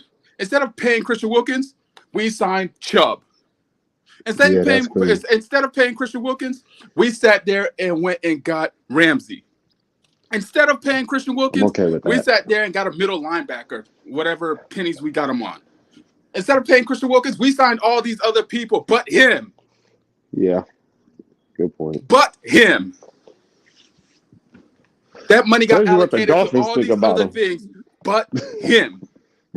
He's not top 3. Stop it, Steven. The reason he's not paid is because I feel like it's in between. We're waiting for somebody below Christian Wilkins. Explain to me this, gentlemen.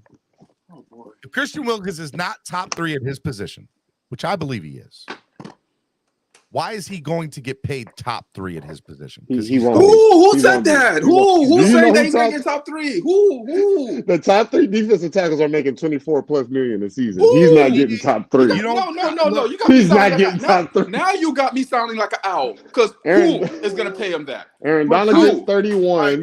Christian Jones gets 26. I said Christian Wilkins would get in the neighborhood between 17 and 21 million. That's what I would sit there and say whatever lines you're doing, stop 10 it. defensive tackles making $20 million this season, Steven. He will get paid anywhere from 17 to $21 million. That doesn't sound like top 3, Steven. That's not top 3. That's not top 3. Aaron Donald gets 31. So time out. He's going to get paid that because he's going to try to help the Dolphins out. If he were to go to free agency, it would be 20 million plus. Stop! Yes.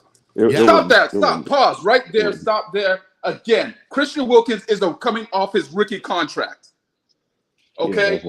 How old is Christian Wilkins? He is 27. No, stop, Steven. He is 27. 20 million plus. No, he is 27. This is going to be the biggest payday that he could get. And he's going to help the Dolphins? Just because we drafted him? Like, this is not a business? I swear to God, man, this is why, man, I was having a good morning. I swear to God, I was if having a good morning. I don't know why. Chris Greer gives him anything near top 3, there's no convincing me that this Chris is the man's biggest payday, but he's going to sit there and take a pay cut because you know what? The good old aqua and orange. I'm off. A pay cut of $5 million is one thing. A pay cut of multi-millions. Because I'm going to do it because, I love the Miami Dolphins. I loved them since I was a kid. I grew up loving the Dolphins. I don't even know if the man's a Dolphin fan. No. So here's I how hate we'll to take it. We will add his signing bonus along. Oh, he's a Patriot fan. Boy, up, man. But he's gonna help the Dolphins. He actually went to school with my girlfriend. They're both from Massachusetts. Let me ask you, bro. So overall, where do you rank Christian Wilkins at? Who, me? All three of them. I got him top 10 based off potential, top 5. I give him top 10 all day. He has the potential to be top 5 and get them 6 sacks. and 7, or are we talking 9, 10? I'm talking 10 or 7. I'm talking 9 or 7. I was gonna say, 8, 9. 9 or 6. 9 or 6. I say 9 or 6. Lewis, where do you have him at? Christian Wilkins. Yeah, about 6 or 7. I would say something. Okay. That sounds about right. I'm sitting here saying he's top 3. In theory, we're 4 spots off, and y'all are saying that I have the worst take ever. Yeah, you do. Them some big spots. Not the worst take. This is a disagreeable take. This is no. It's horrible because apparently he's going to give us a hometown discount. We overuse the phrase so much on this channel as well as other channels. That's the worst take ever. What we're not going to do is say that my take is the worst take ever when we're only 4 to 5 Steven, you say that to me every single chance you can. You say that, Steven. Nobody says that. We know who he is. What we're not going to do is say it's the worst take ever. Steven, you are the king of saying that's the worst take ever. On a consistent basis, you say it at least 5 times a day. I think 17 to $21 million. All to say, because you have the worst take ever. Oh, we can't say that. 17 to 21 isn't close to the top 3. Nowhere near. But I'm telling you right now, it's what the Dolphins will get him for. They will because he loves the Dolphins, right, Steven? To their advantage. And I'm telling you, Drew Rosenhaus would probably even say that if he were to hit the open market, he would easily get 20 million or more. So, Steven, why would he give us He can get 20 million based off his age, his potential. And what he's already done. That's why he can get 20 million. Hold on. Nobody's saying why he would give us a discount. I ain't saying he give us a discount. By the way, y'all keep on sitting here talking about the sack totals. Steven, you're not answering. Stop dancing around the question, Steven. Stop being. I'm talking about all the stats. All right, what are you saying, Bonjo? Stop dancing around the question. Right, you need to tell me why Christian Wilkins will give us a discount. Because he wants to be here. He wants to win a championship here, and he knows that if he asks for 25 million or 26 million, then it's going to hamstring and hogtie the Dolphins to going out to get a couple of veteran free agents that can help this team win a Super Bowl. He wants to win a Super Bowl. The man is used to winning at Clemson. know how to hog tie and anybody. ultimately 26 million or 18 million. I know that's an $8 million difference over however many set of years. But once they win the Super Bowl, he can then go back to them and say, I want to renegotiate my deal. Either trade me or whatever. I'm telling y'all right now. Listen to this. Wait, Steven, say all that again. I need to laugh some more. Say all that again. I won't. I won't do it. I won't do it. Oh God. So Steven, let me get Oh God. Wrong. So Steven, let me get this right. So a guy that has been productive since he came into the league, getting better each and every year. This is going to be his first payday that he can get. He's going to give Miami. He's going to take a hometown discount for Miami. Right, so hold on. Let's look at something. Let's top defensive tackle contracts in the NFL. You're about to be mind blown. You're about to be mind blown. Okay. All right. Aaron Donald is Christian Wilkins going to come here and then say defensive line. Okay. I still think he is considered. Can we not count Aaron Donald because he is no. He's in his own world. No. He's in his own world. He's not in his own world. Chris Jones is there. I was gonna say you could try to not count him, but you have Chris Jones right there also, so you're not gonna count him also. That's them 1-2 without a doubt. All right, Spotrac.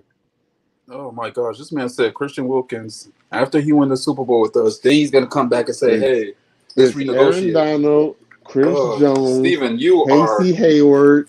You're hilarious. You got Jeffrey Simmons. You got Dexter Lawrence. You got Javon Hargrave.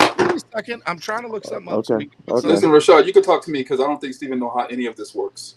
I ain't gonna be able to say it. In this world of business, I don't think he knows how any of it works. Steven, you focus on your little computer. Steven just went to Spotrac and said, "Damn." Exactly. No. Steven, you focus on your computer, okay? You focus on your computer over there, Steven.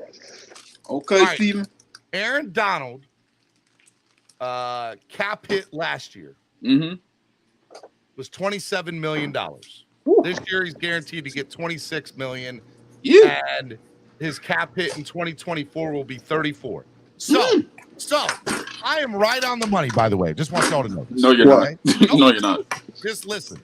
If the best player at defensive tackle is getting paid $26 million, and I said, yeah, he's probably going to get 17 to 21. And if he were to hit the free agent market and not stay with the Dolphins, he would be over 20. Okay.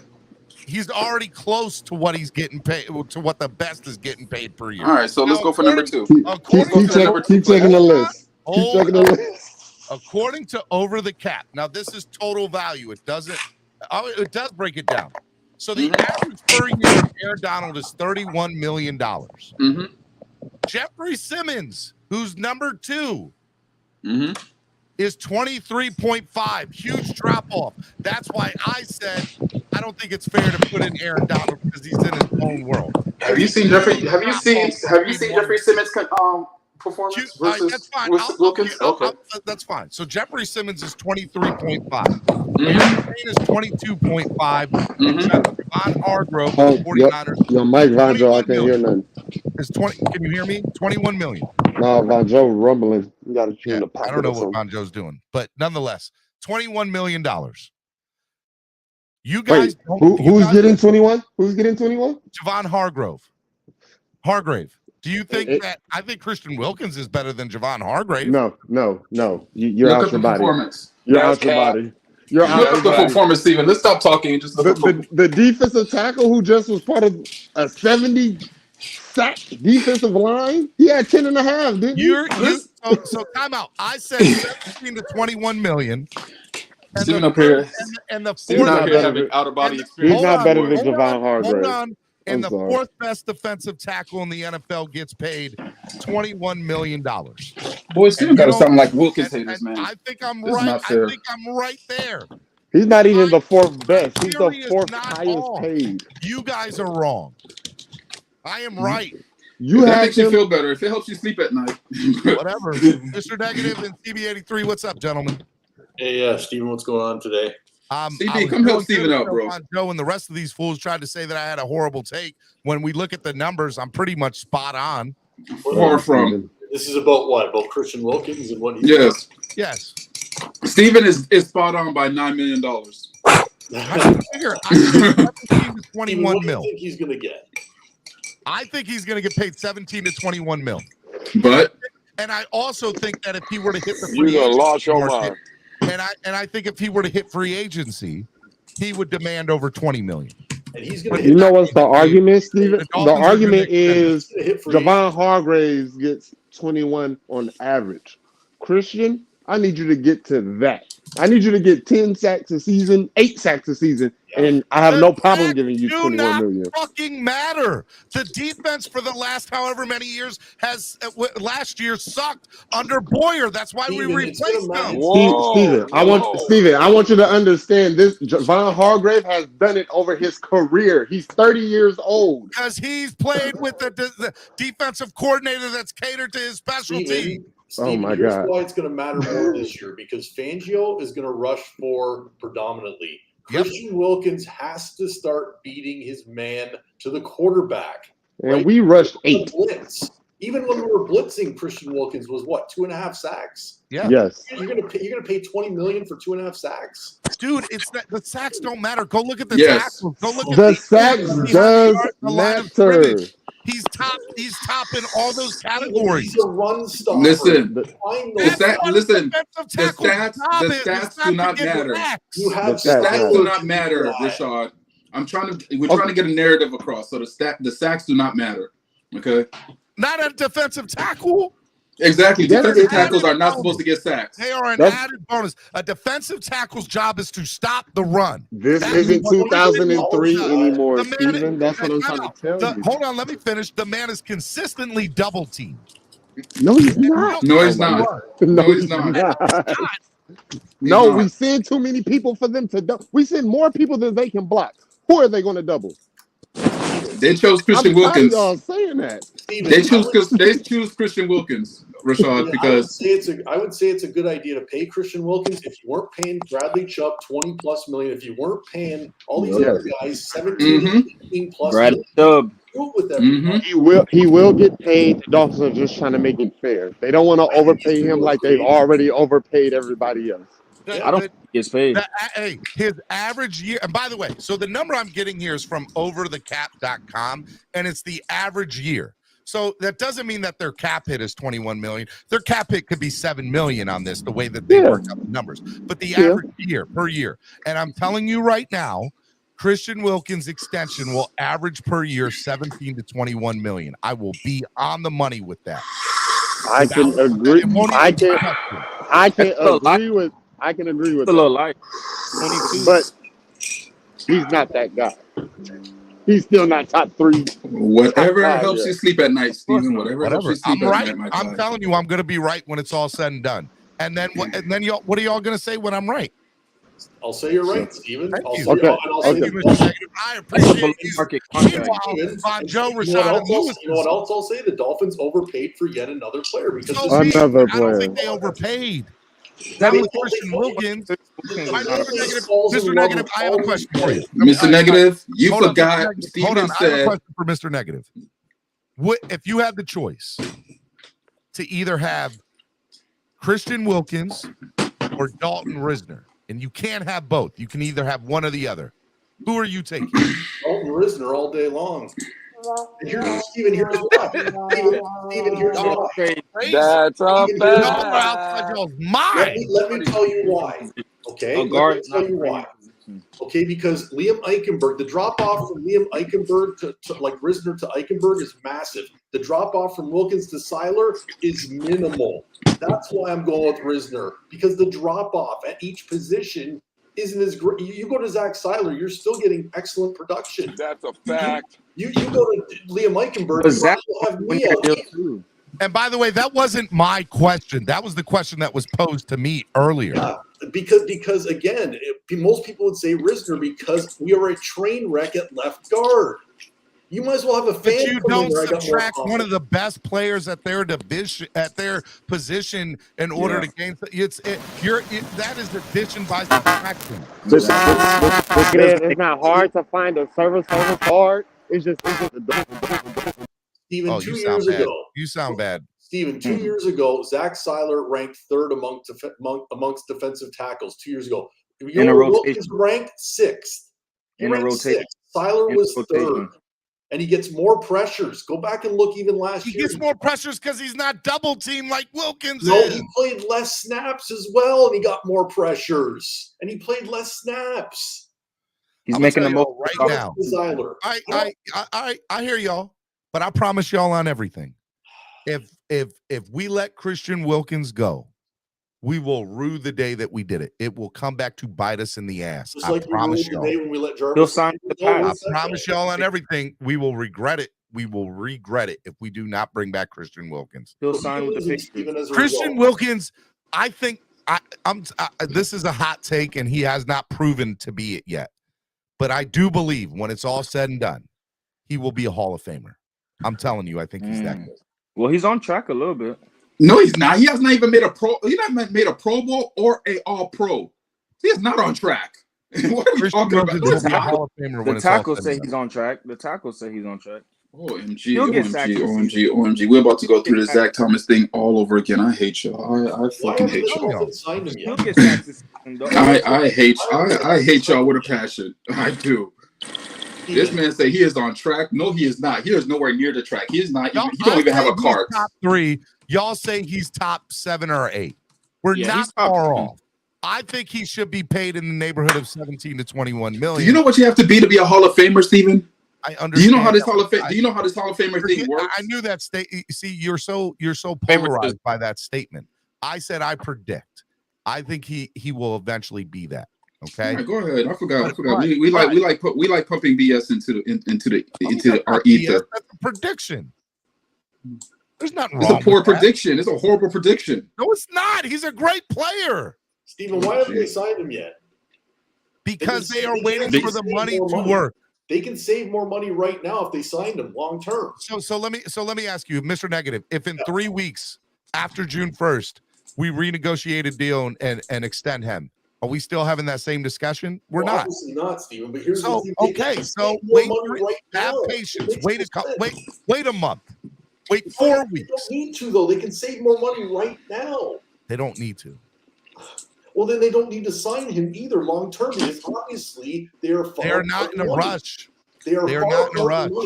They obviously are far apart on the money. They are not that far apart because even Drew Rosenhaus on what is it, Channel 4 down there, WVSN, whatever it is, he does a sports report, I think with Josh Moser, I think down there, Channel 7, something like that.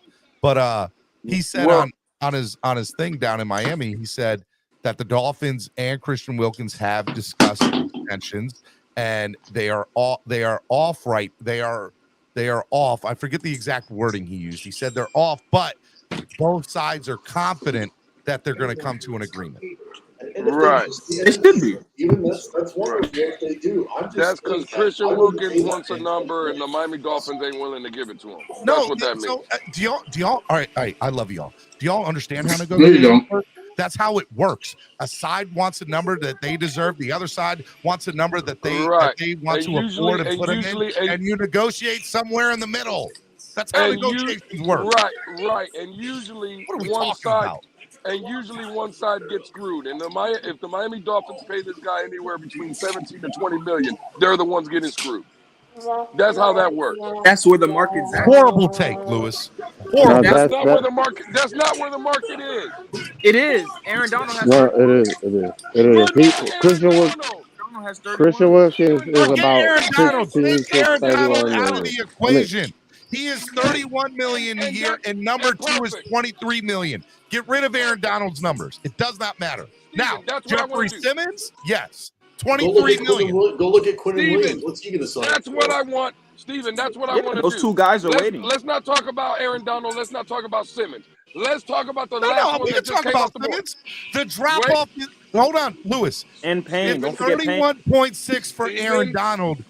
Simmons, who's number 2, is at 23.5. What was the last 2 contracts? Dexter Lawrence just came off a season for a Pro Bowl, an All-Pro, 7.5 sacks, and he got $13.5 million a year. That's what he's making. That's the sweet spot for Christian Wilkins. You think 13.5 is going to get it for him? I promise y'all and everything it'll be above 15. Lewis, here's the deal. If it's below 15, if it's below 15, I'll do whatever you want. If it's above 15, which I fully predict it'll be above 15. Which I fully predict that it will be. And I want you to come up here and say, Steven, your take was accurate and you were spot on about it. I don't care if you're being spot on. What I'm saying is, if we pay this guy over $15 million, it's the wrong move. No, it is not. Y'all are worried about it being right or wrong. I don't care about being right or wrong. Hold on, Lewis. Why is paying Christian Wilkins over $15 million on the Dolphins? Because he's not worth it. And you got other players that you're going to have to resign. No, he's not. The total tackles and tackles for $15 million. Are y'all kidding me? $15 million is a steal. So are we prepared? Dexter Lawrence got 4 years, $90 million. He got $90 million. What's the guarantee? Don't look at the $90 million. I don't care about contracts. $60 million. Right there. So it's $15 million because over 4 years of $60 million, that's $15 a year. No. What's going to happen is all the guaranteed money will be pushed into the first 3 years, and they'll have that fourth year. No. That's how that works. If you look at it, if you do the math, for over 4 years, 60 million guaranteed. I look at it as $15 million a year. That's for a guy that's coming. Hold on, Walt Dog. That's coming up for a guy that had an All-Pro on his resume, a Pro Bowl on his resume, coming off 7.5 sacks on his resume. Where's that resume for Christian Wilkins? All right, so time out. You're talking about the guaranteed money, Lewis. We're talking about overall money. We're talking about guaranteed. You don't care about the overall money. The overall money don't count. It's guaranteed money that counts. They do if they play for the team. Your two arguments to me, Lewis, are Pro Bowl in sacks. Pro Bowls, which is a popularity fucking contest. I said all pro. And number two, sacks happen to be what type of scheme and package are you running? Okay, perfect. Which shouldn't matter for defensive tackles anyway, because their whole sole job is to stop the run. It's not the same no more, Steven. Defensive tackles get sacks. Defensive tackles lead teams in sacks. Defensive tackles get 10 sacks a season. The Pro Bowl don't matter, Steven, because it's a fan vote. You're right. Aaron Donald can get 20. Who votes for who votes for All Pro? Who votes on that? Isn't it the sports writers or something?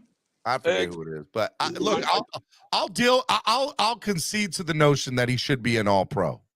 I'll concede to that. Who should be an All-Pro? The Pro Bowl and the sacks argument, please get out of here. And he got $15 million. And y'all talking about giving Christian Wilkins. All right, so Steven said Christian Wilkins should be an All-Pro. At this point, I'm gonna say you guys can have this conversation. No. Y'all are arguing two different things. No, you guys can have this conversation. Fonjo, did you hear what I said? I said I think you have a valid argument with the All-Pro conversation. Steven, that I'll give you. But Steven, are you arguing the argument for not being a Pro Bowler or not, having as many sacks? I'm not hearing that. Steven, are you arguing guaranteed money a year, or are you arguing average money a year? So hold on. Because Lewis is arguing guaranteed money per year. Listen, Aaron Donald's contract is $95 million total value, but $65 million guaranteed. And that's all that matters. And that's all that matters. Time out. That's total guaranteed. His fully guaranteed is 46.5, right? And so total is I play out my contract. Fully means I get released. I'm still going to get there, right? Thank you. That's all that matters.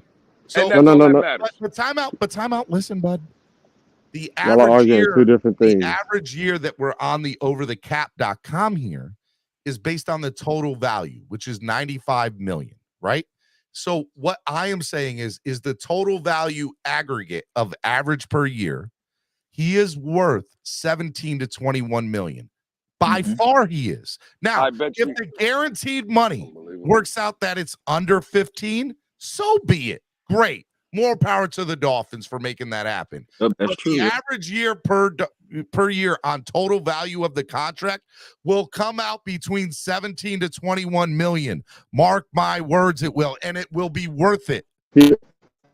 He's arguing guarantees. Y'all are arguing two different things. He is now that Lewis he's is arguing guarantees. But the Lewis whole has been conversation arguing. has been No. on the average per year. So now No, you're no. changing the That's what circumstances of the he's argument. not. He's been arguing. Steven, he's been saying it for weeks now. That's why I'm trying to stop y'all. Y'all keep over yelling me. Lewis has been talking guaranteed money all year. These defensive tackles don't make $20 million guaranteed a year, Lewis. They don't get that a year. They get about 16 million a year. And by the way, are we saying fully guaranteed or total guaranteed, Lewis? I'm saying I don't care about a contract. I mean, fully or total? Say fully or total, Lewis. I'm gonna give you. Don't worry about this. Let me explain so y'all can understand. So, because y'all, it's like dealing with kindergarten kids up here. Tyreek Hill signed a massive contract. Do you believe he's getting that fully guaranteed contract?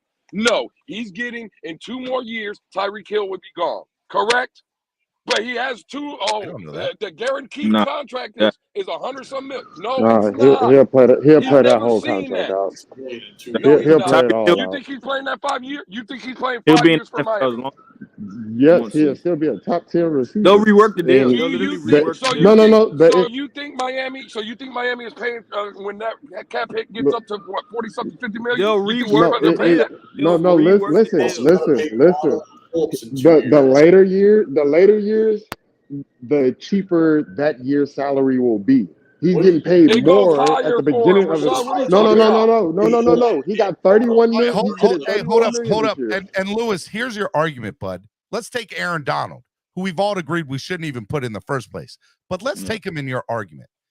He is total guaranteed for his contract, which can be voided after 2025, by the way, is $65 million.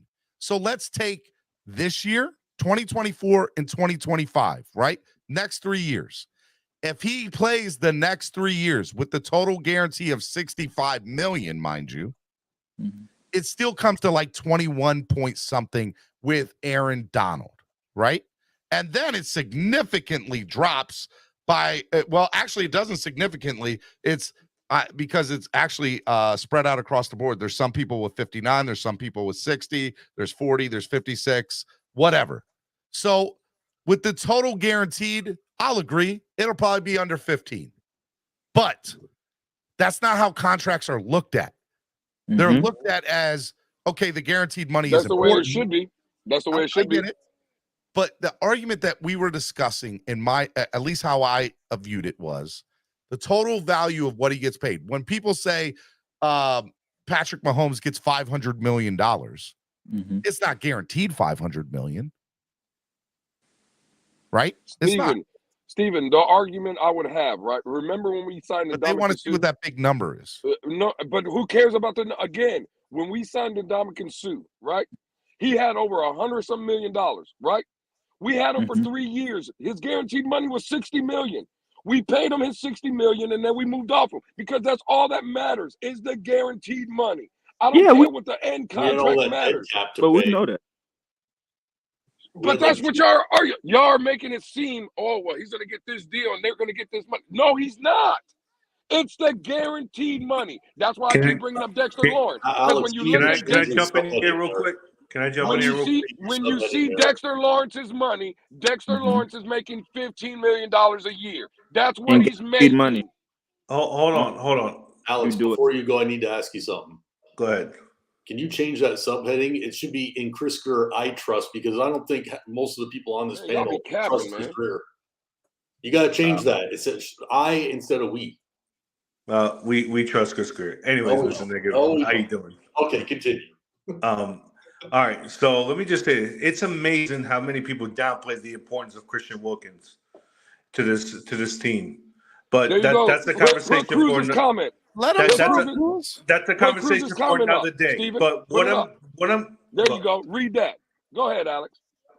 What I'm trying to say is that, and I said this in the chat, Wilkins knows that he's not better than Jeffrey Simmons, Dexter Lawrence, or Aaron Donald.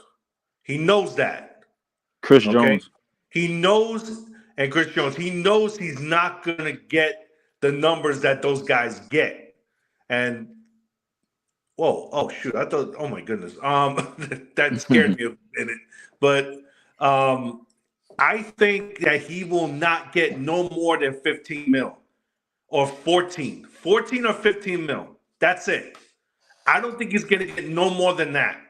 And that's He's the not sweet going to get spot for him, 16. Alex. Guaranteed He's money, not going right? to get 18. Yeah, He's not going to get 19. He's not going to get none of that because he knows that he's not as good as those guys. So here's the notion I'll concede to. Total contract, it'll be 17 to 21. Guaranteed, it'll be under 15. I'll do that. I don't know. I don't think he would get that much because he knows better. No, it's the same contract. I'm saying with the same contract as far as the total. Oh, okay. It'll be 17 to 21 when you put the total numbers together. But the fully guaranteed, it'll be under 15. I'll concede to Lewis with his notion if he'll concede with me to the fact that the total number will be 17 to 21. Lewis, do you concede? Yeah, I mean, I'm not conceding that. I don't care about the total numbers. I don't care about none of that. I don't care about Tyreek's total number. Tyreek has 2 more years on this contract. After that, we're moving off because the guaranteed money will be over. That's what you got to look at. It's about the guaranteed money. Stop looking at all. We know that. We know about guaranteed money. So then don't tell me that Christian Wilkins is going to be making 17, 18, 19 million dollars per year because that's not. He's not. He total life contract. He knows better. He knows it. I think he knows it. Listen to what he just said. He just said we know that, but then he tries to argue that he's getting that contract. No, he's not. He's getting whatever the guarantee. If he gets a 5-year whatever contract, the guaranteed money is, that's what he's getting. That's what's going to be. Okay. All right. He knows. Again, he's a 3-4 defensive end. He's not a 3-4 nose tackle. Okay, and let's just stop.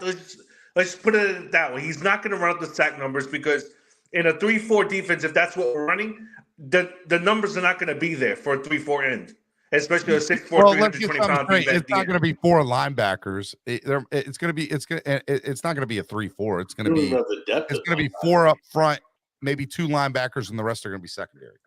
If it's going to be a 4-3 with a secondary, then that's different. Then of course you got to see what he has in a 4-3 defense. Bro, y'all missing Alex, stop. I'm tired of this. Oh, well, in a 3-4, 4-3, the fact of the matter is Christian Wilkins is not a damn pass rusher. He's not. It doesn't matter what scheme you put him in. I'm not saying that he is, Lewis. I'm not saying that. Everybody says, his sack numbers would total up if you put him around this player and you change his scheme. He's not a pass rusher. If he gets you 9 to 10 sacks in a 4-3, he's not. But he's even not, 8. He's never got even close to that. Or 8. I'm okay with him getting 7 or 8 sacks. I guarantee in a 4-3 defense.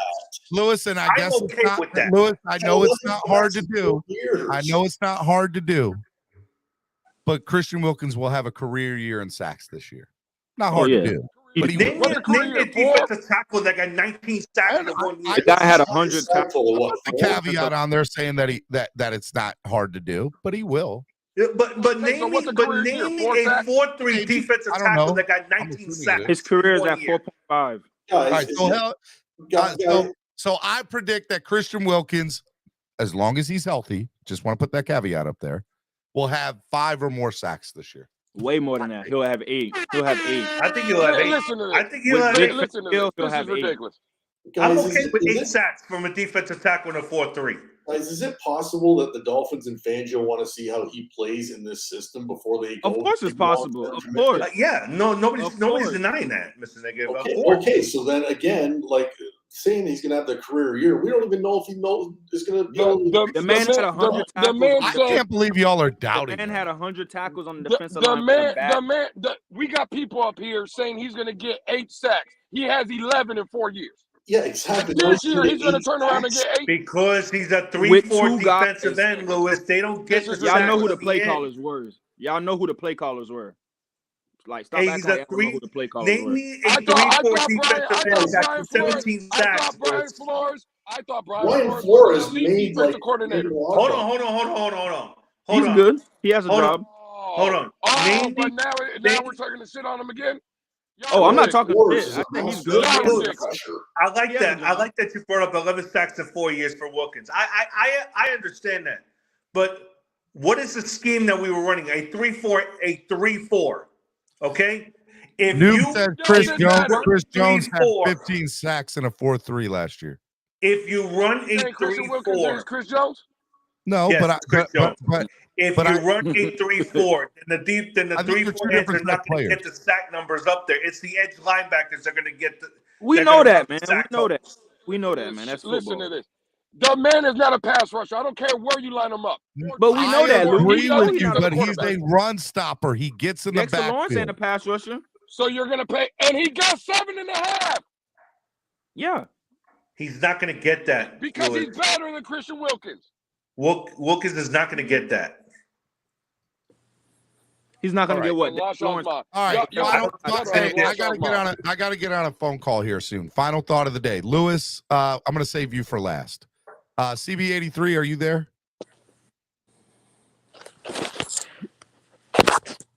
Hello, CB83.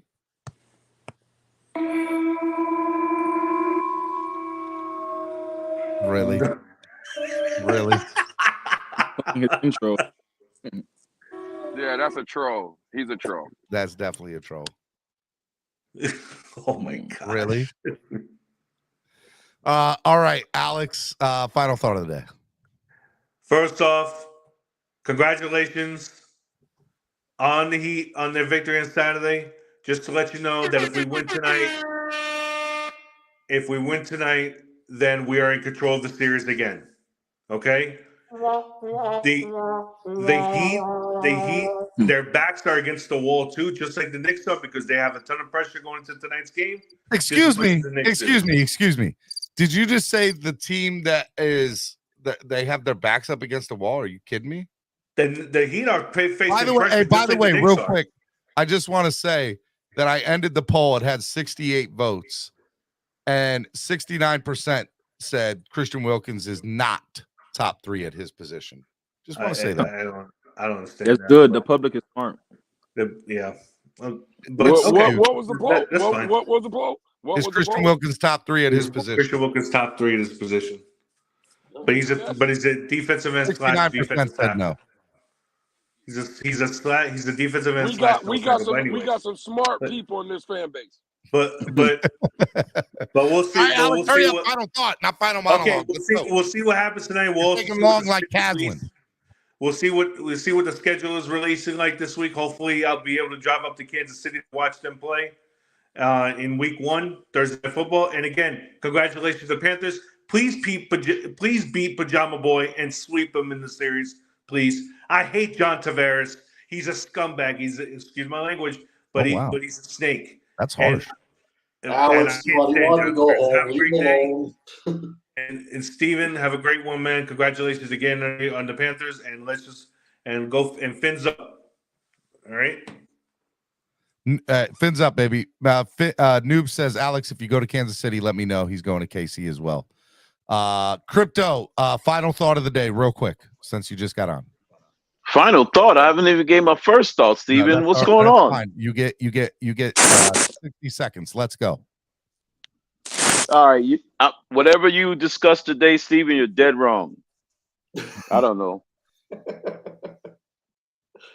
That's a fact. I can't stand that guy. Walt Dog, final thought of the day. I'm just gonna say, re-sign Robert Hunt, man. Like, nobody's showing no love to Robert Hunt. He's been a day one starter, from day one since he's been a rookie, I believe. Just try to re-sign Robert Hunt. Christian Wilkins, he's not really that much a priority. I feel like Bradley Chubb stole his money and then adding Jalen Ramsey a little bit. So you know how that goes. We eventually have to pay Jalen Phillips, Javon Holland. Then we got Tua, and then we got Jalen Waddle. So I don't know. I don't see it. I don't see the money coming this season for Wilkins. They may tag him next offseason, and you just never know. But just try to re-sign Robert Hunt. Like, we really need to re-sign Robert Hunt. Like, we gotta re-sign Robert Hunt. It'll be interesting to see. It'll be interesting. All right, brother. I appreciate you coming on, man. No problem, stuff. All right. Mr. Negative, final thought of the day, good sir. Yeah, you kind of stole some of my thunder, but I mean, here's why I don't really think they should re-sign Christian Wilkins. If we didn't have Zach Seiler in the building, I would say give him the bag, give Wilkins the bag. But we have Seiler. The money we're going to save will allow us to re-sign Hunt, will allow us to re-sign Javon Holland, and then we can start, looking at getting rid of Ogba, getting his money back on the books, and kicking him out of town. And also, then you can start looking at Waddle and get his cap number down, right? Sign him after that third year. Then you get more cheaper years, than you do expensive years if you go years 4 and 5. So I'm looking at all these other guys they could sign instead of Christian Wilkins because we have Zach Seiler in the building who gives you near the same production. And he gives you better sack numbers and better pressure. He doesn't give you the tackles that Christian Wilkins does, but he gives you an all-around bigger performance, in my opinion, and he had less snaps to do it. So that's just my opinion. Hey, man, I love having you on. You're always fun to talk with, man. Thank you, sir. You have a good day. You too, man. Thank you. Lewis, I can't say the same for you. You've disappointed me today. Let me tell you something. Y'all have me screaming out here. I don't even feel good. This is ridiculous. That's cap. I cannot believe y'all. And I think Walt Dog, before he left, he made a good point. You do realize you got to sign Robert Hunt next year. He was a second-round pick. You don't have no tender on him. Oh, guess what? You got to resign Javon Holland next year, too. He was a second-round pick. You're going to let Javon Holland go on his second year or his last year without a contract? What happens if Tua Tagovailoa takes the next step and he balls out this year? You think if he gives you what he did last year, then comes back and follows that up with, let's say, another MVP-worthy season, you think he's playing on that fifth-year option at $22 million? You think he's doing that? Where's all this money coming from? Let's sign everybody. Let's play this happy-go-lucky. Let's chase the rainbows and pay everybody. It can't happen. Level 2 Noob says, I really don't appreciate Steven not fixing the thumbnail for today's show. I filed a complaint at 1:30 this morning. That was plenty of time to fix it. No lie, he actually sent a message talking about, hey, I don't see any Chicago Cubs or anybody up here. This is ridiculous. At 1:30 this morning. Guys, I'm telling y'all, I put in work to this. Donate to the channel, help the channel grow. I promise y'all I'm grinding out here to make this show great every day and to make this channel awesome. So please donate if you are able to. And please hit the like button. And it's a big deal, man. Definitely trying to do big things. I want to give a big shout out to our new sponsor. Absolutely amazing. Lime, less is more tickets. Give them a call, 202-930-3533. They have tickets to any event you need to around the country. And courtesy of Lime, this year I will be giving away 2 tickets to every home game for the Miami Dolphins this year. Be giving away 2 tickets, courtesy of Lime, to every home game to the Miami Dolphins this year. So, guys, I'm putting in work. I'm working for y'all. I took less so y'all could get more. Y'all are awesome. Okay, just understand I want y'all to be happy and know where to come to in the mornings. And I work for y'all. Y'all are the best. Okay. Shout out to Caslin. He won the giveaway. Caslin said in his message, he said, because he got it right, the question that Lime put out. And he said, any Boston versus Oakland or any Boston versus the Rocky games will be great. Kaz, we're going to get you set up to go to Boston to see the Red Sox play. So we're going to take care of you, my guy. I'm excited, man. I'm excited that Caslin's going to go to Fenway Park, courtesy of Lime and Miami Sports Music. It's going to be awesome, Lewis. It's going to be great. Boston sucks. They do suck. I hate Boston, but Caslin's going to have a good time. He's going to enjoy himself. Look, man, tomorrow's Nando Talk, Hot Take Tuesday. Lewis will probably say hot trash Tuesday. Lukewarm takes with Nando Talk. Lukewarm take Tuesday. No, it's hot take, sir. Big deal. Big deal. I got some other big things in the work, just so y'all know. I'm out here grinding.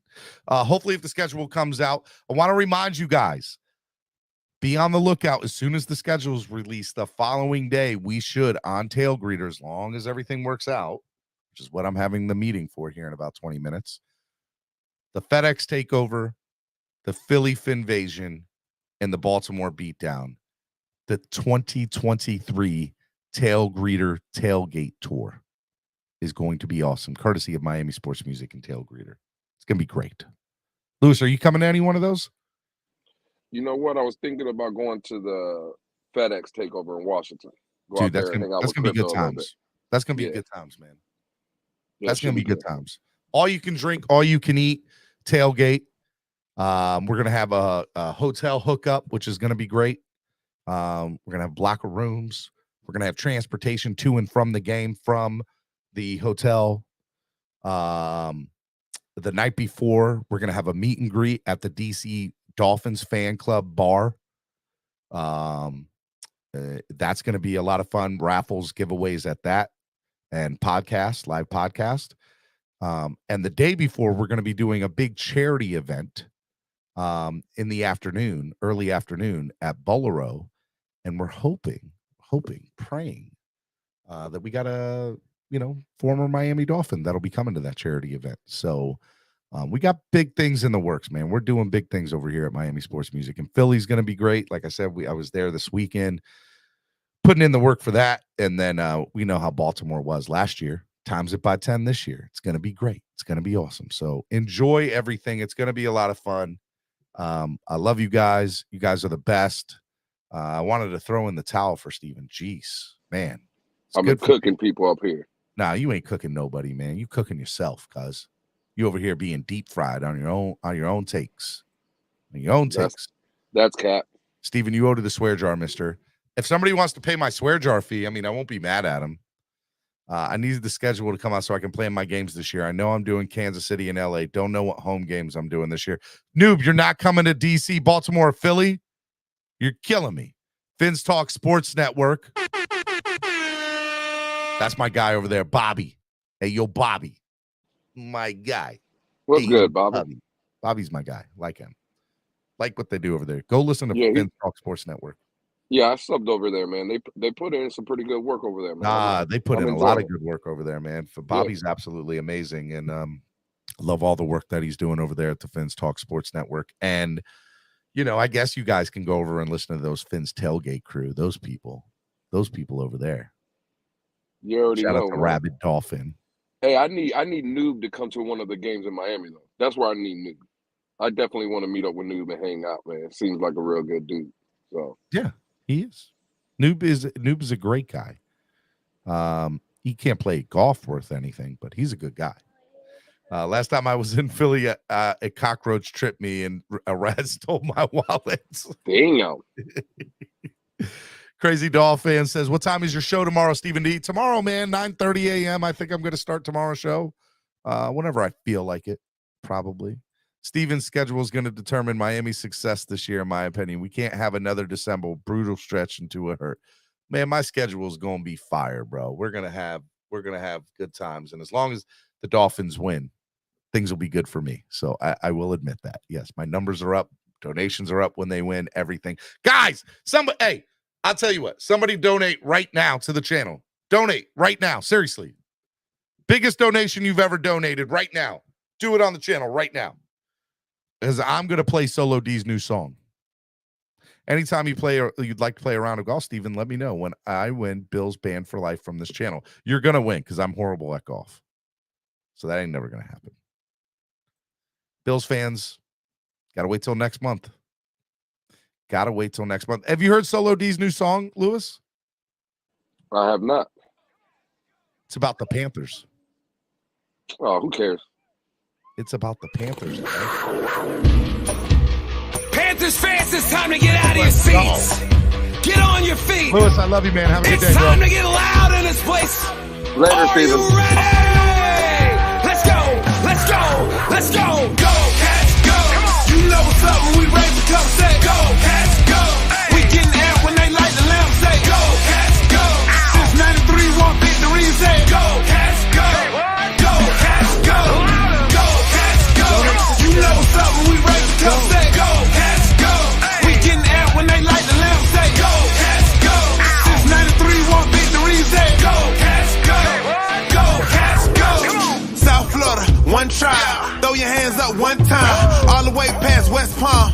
to one back to sunrise. We FLA live. On the ice, it's a skate grind. Going hard every period. Game time is a great time. In practice, not average. Whole team will go savage. In the game, we get hat tricks with hard hits and rat tricks. That's victory. And tell Stanley can sit with me as we watch live with the Pet fans right with me. Screaming out, let's make history. Saying, go, Cats, go. You know what's up when we raise the cup. Say, go, Cats, go. We getting out when they light the lamp. Say, go, Cats, go. Since 93, won victory. Say, go, Cats, go. Go, Cats, go. Go, Cats, go. You know what's up when we raise the cup. Say, go, Cats, go. We getting out when they light the lamp. Say, go, Cats, go. Since 93, won victory. Say, go, Cats, go. Go, Cats, go. All right, man. Miami Sports Music's #1 Miami fan morning show, Clock Blockers, right here on the Miami Sports Music Podcast Network. That was Solo D with a new hit, Go Cats Go, from Miami Sports Music. So, yeah, that's a great one there. Make sure you guys listen. We're rolling the tunes over here at Miami Sports Music, MSMPN. We hope that y'all enjoyed the show today. Make sure you hit the like button, donate to the channel if you've never donated before. Donate right now if you enjoy everything, okay? This is DJ Stephen D right here on Miami Sports Music. I know the whole city riding. A little early, it's a bit surprising. Peace. Smooth, now we enterprising. Switch it up, now we improvising. Go to get in the winter column. Whole squad been trained to go. Fins for life, we throw the foe. Singing this just to welcome bro. To a time, to a time. Time to grind, time to shine. To a time, to a time. To a time, to a time. To a time, to a time. Time to grind, time to shine. To a time, to a time.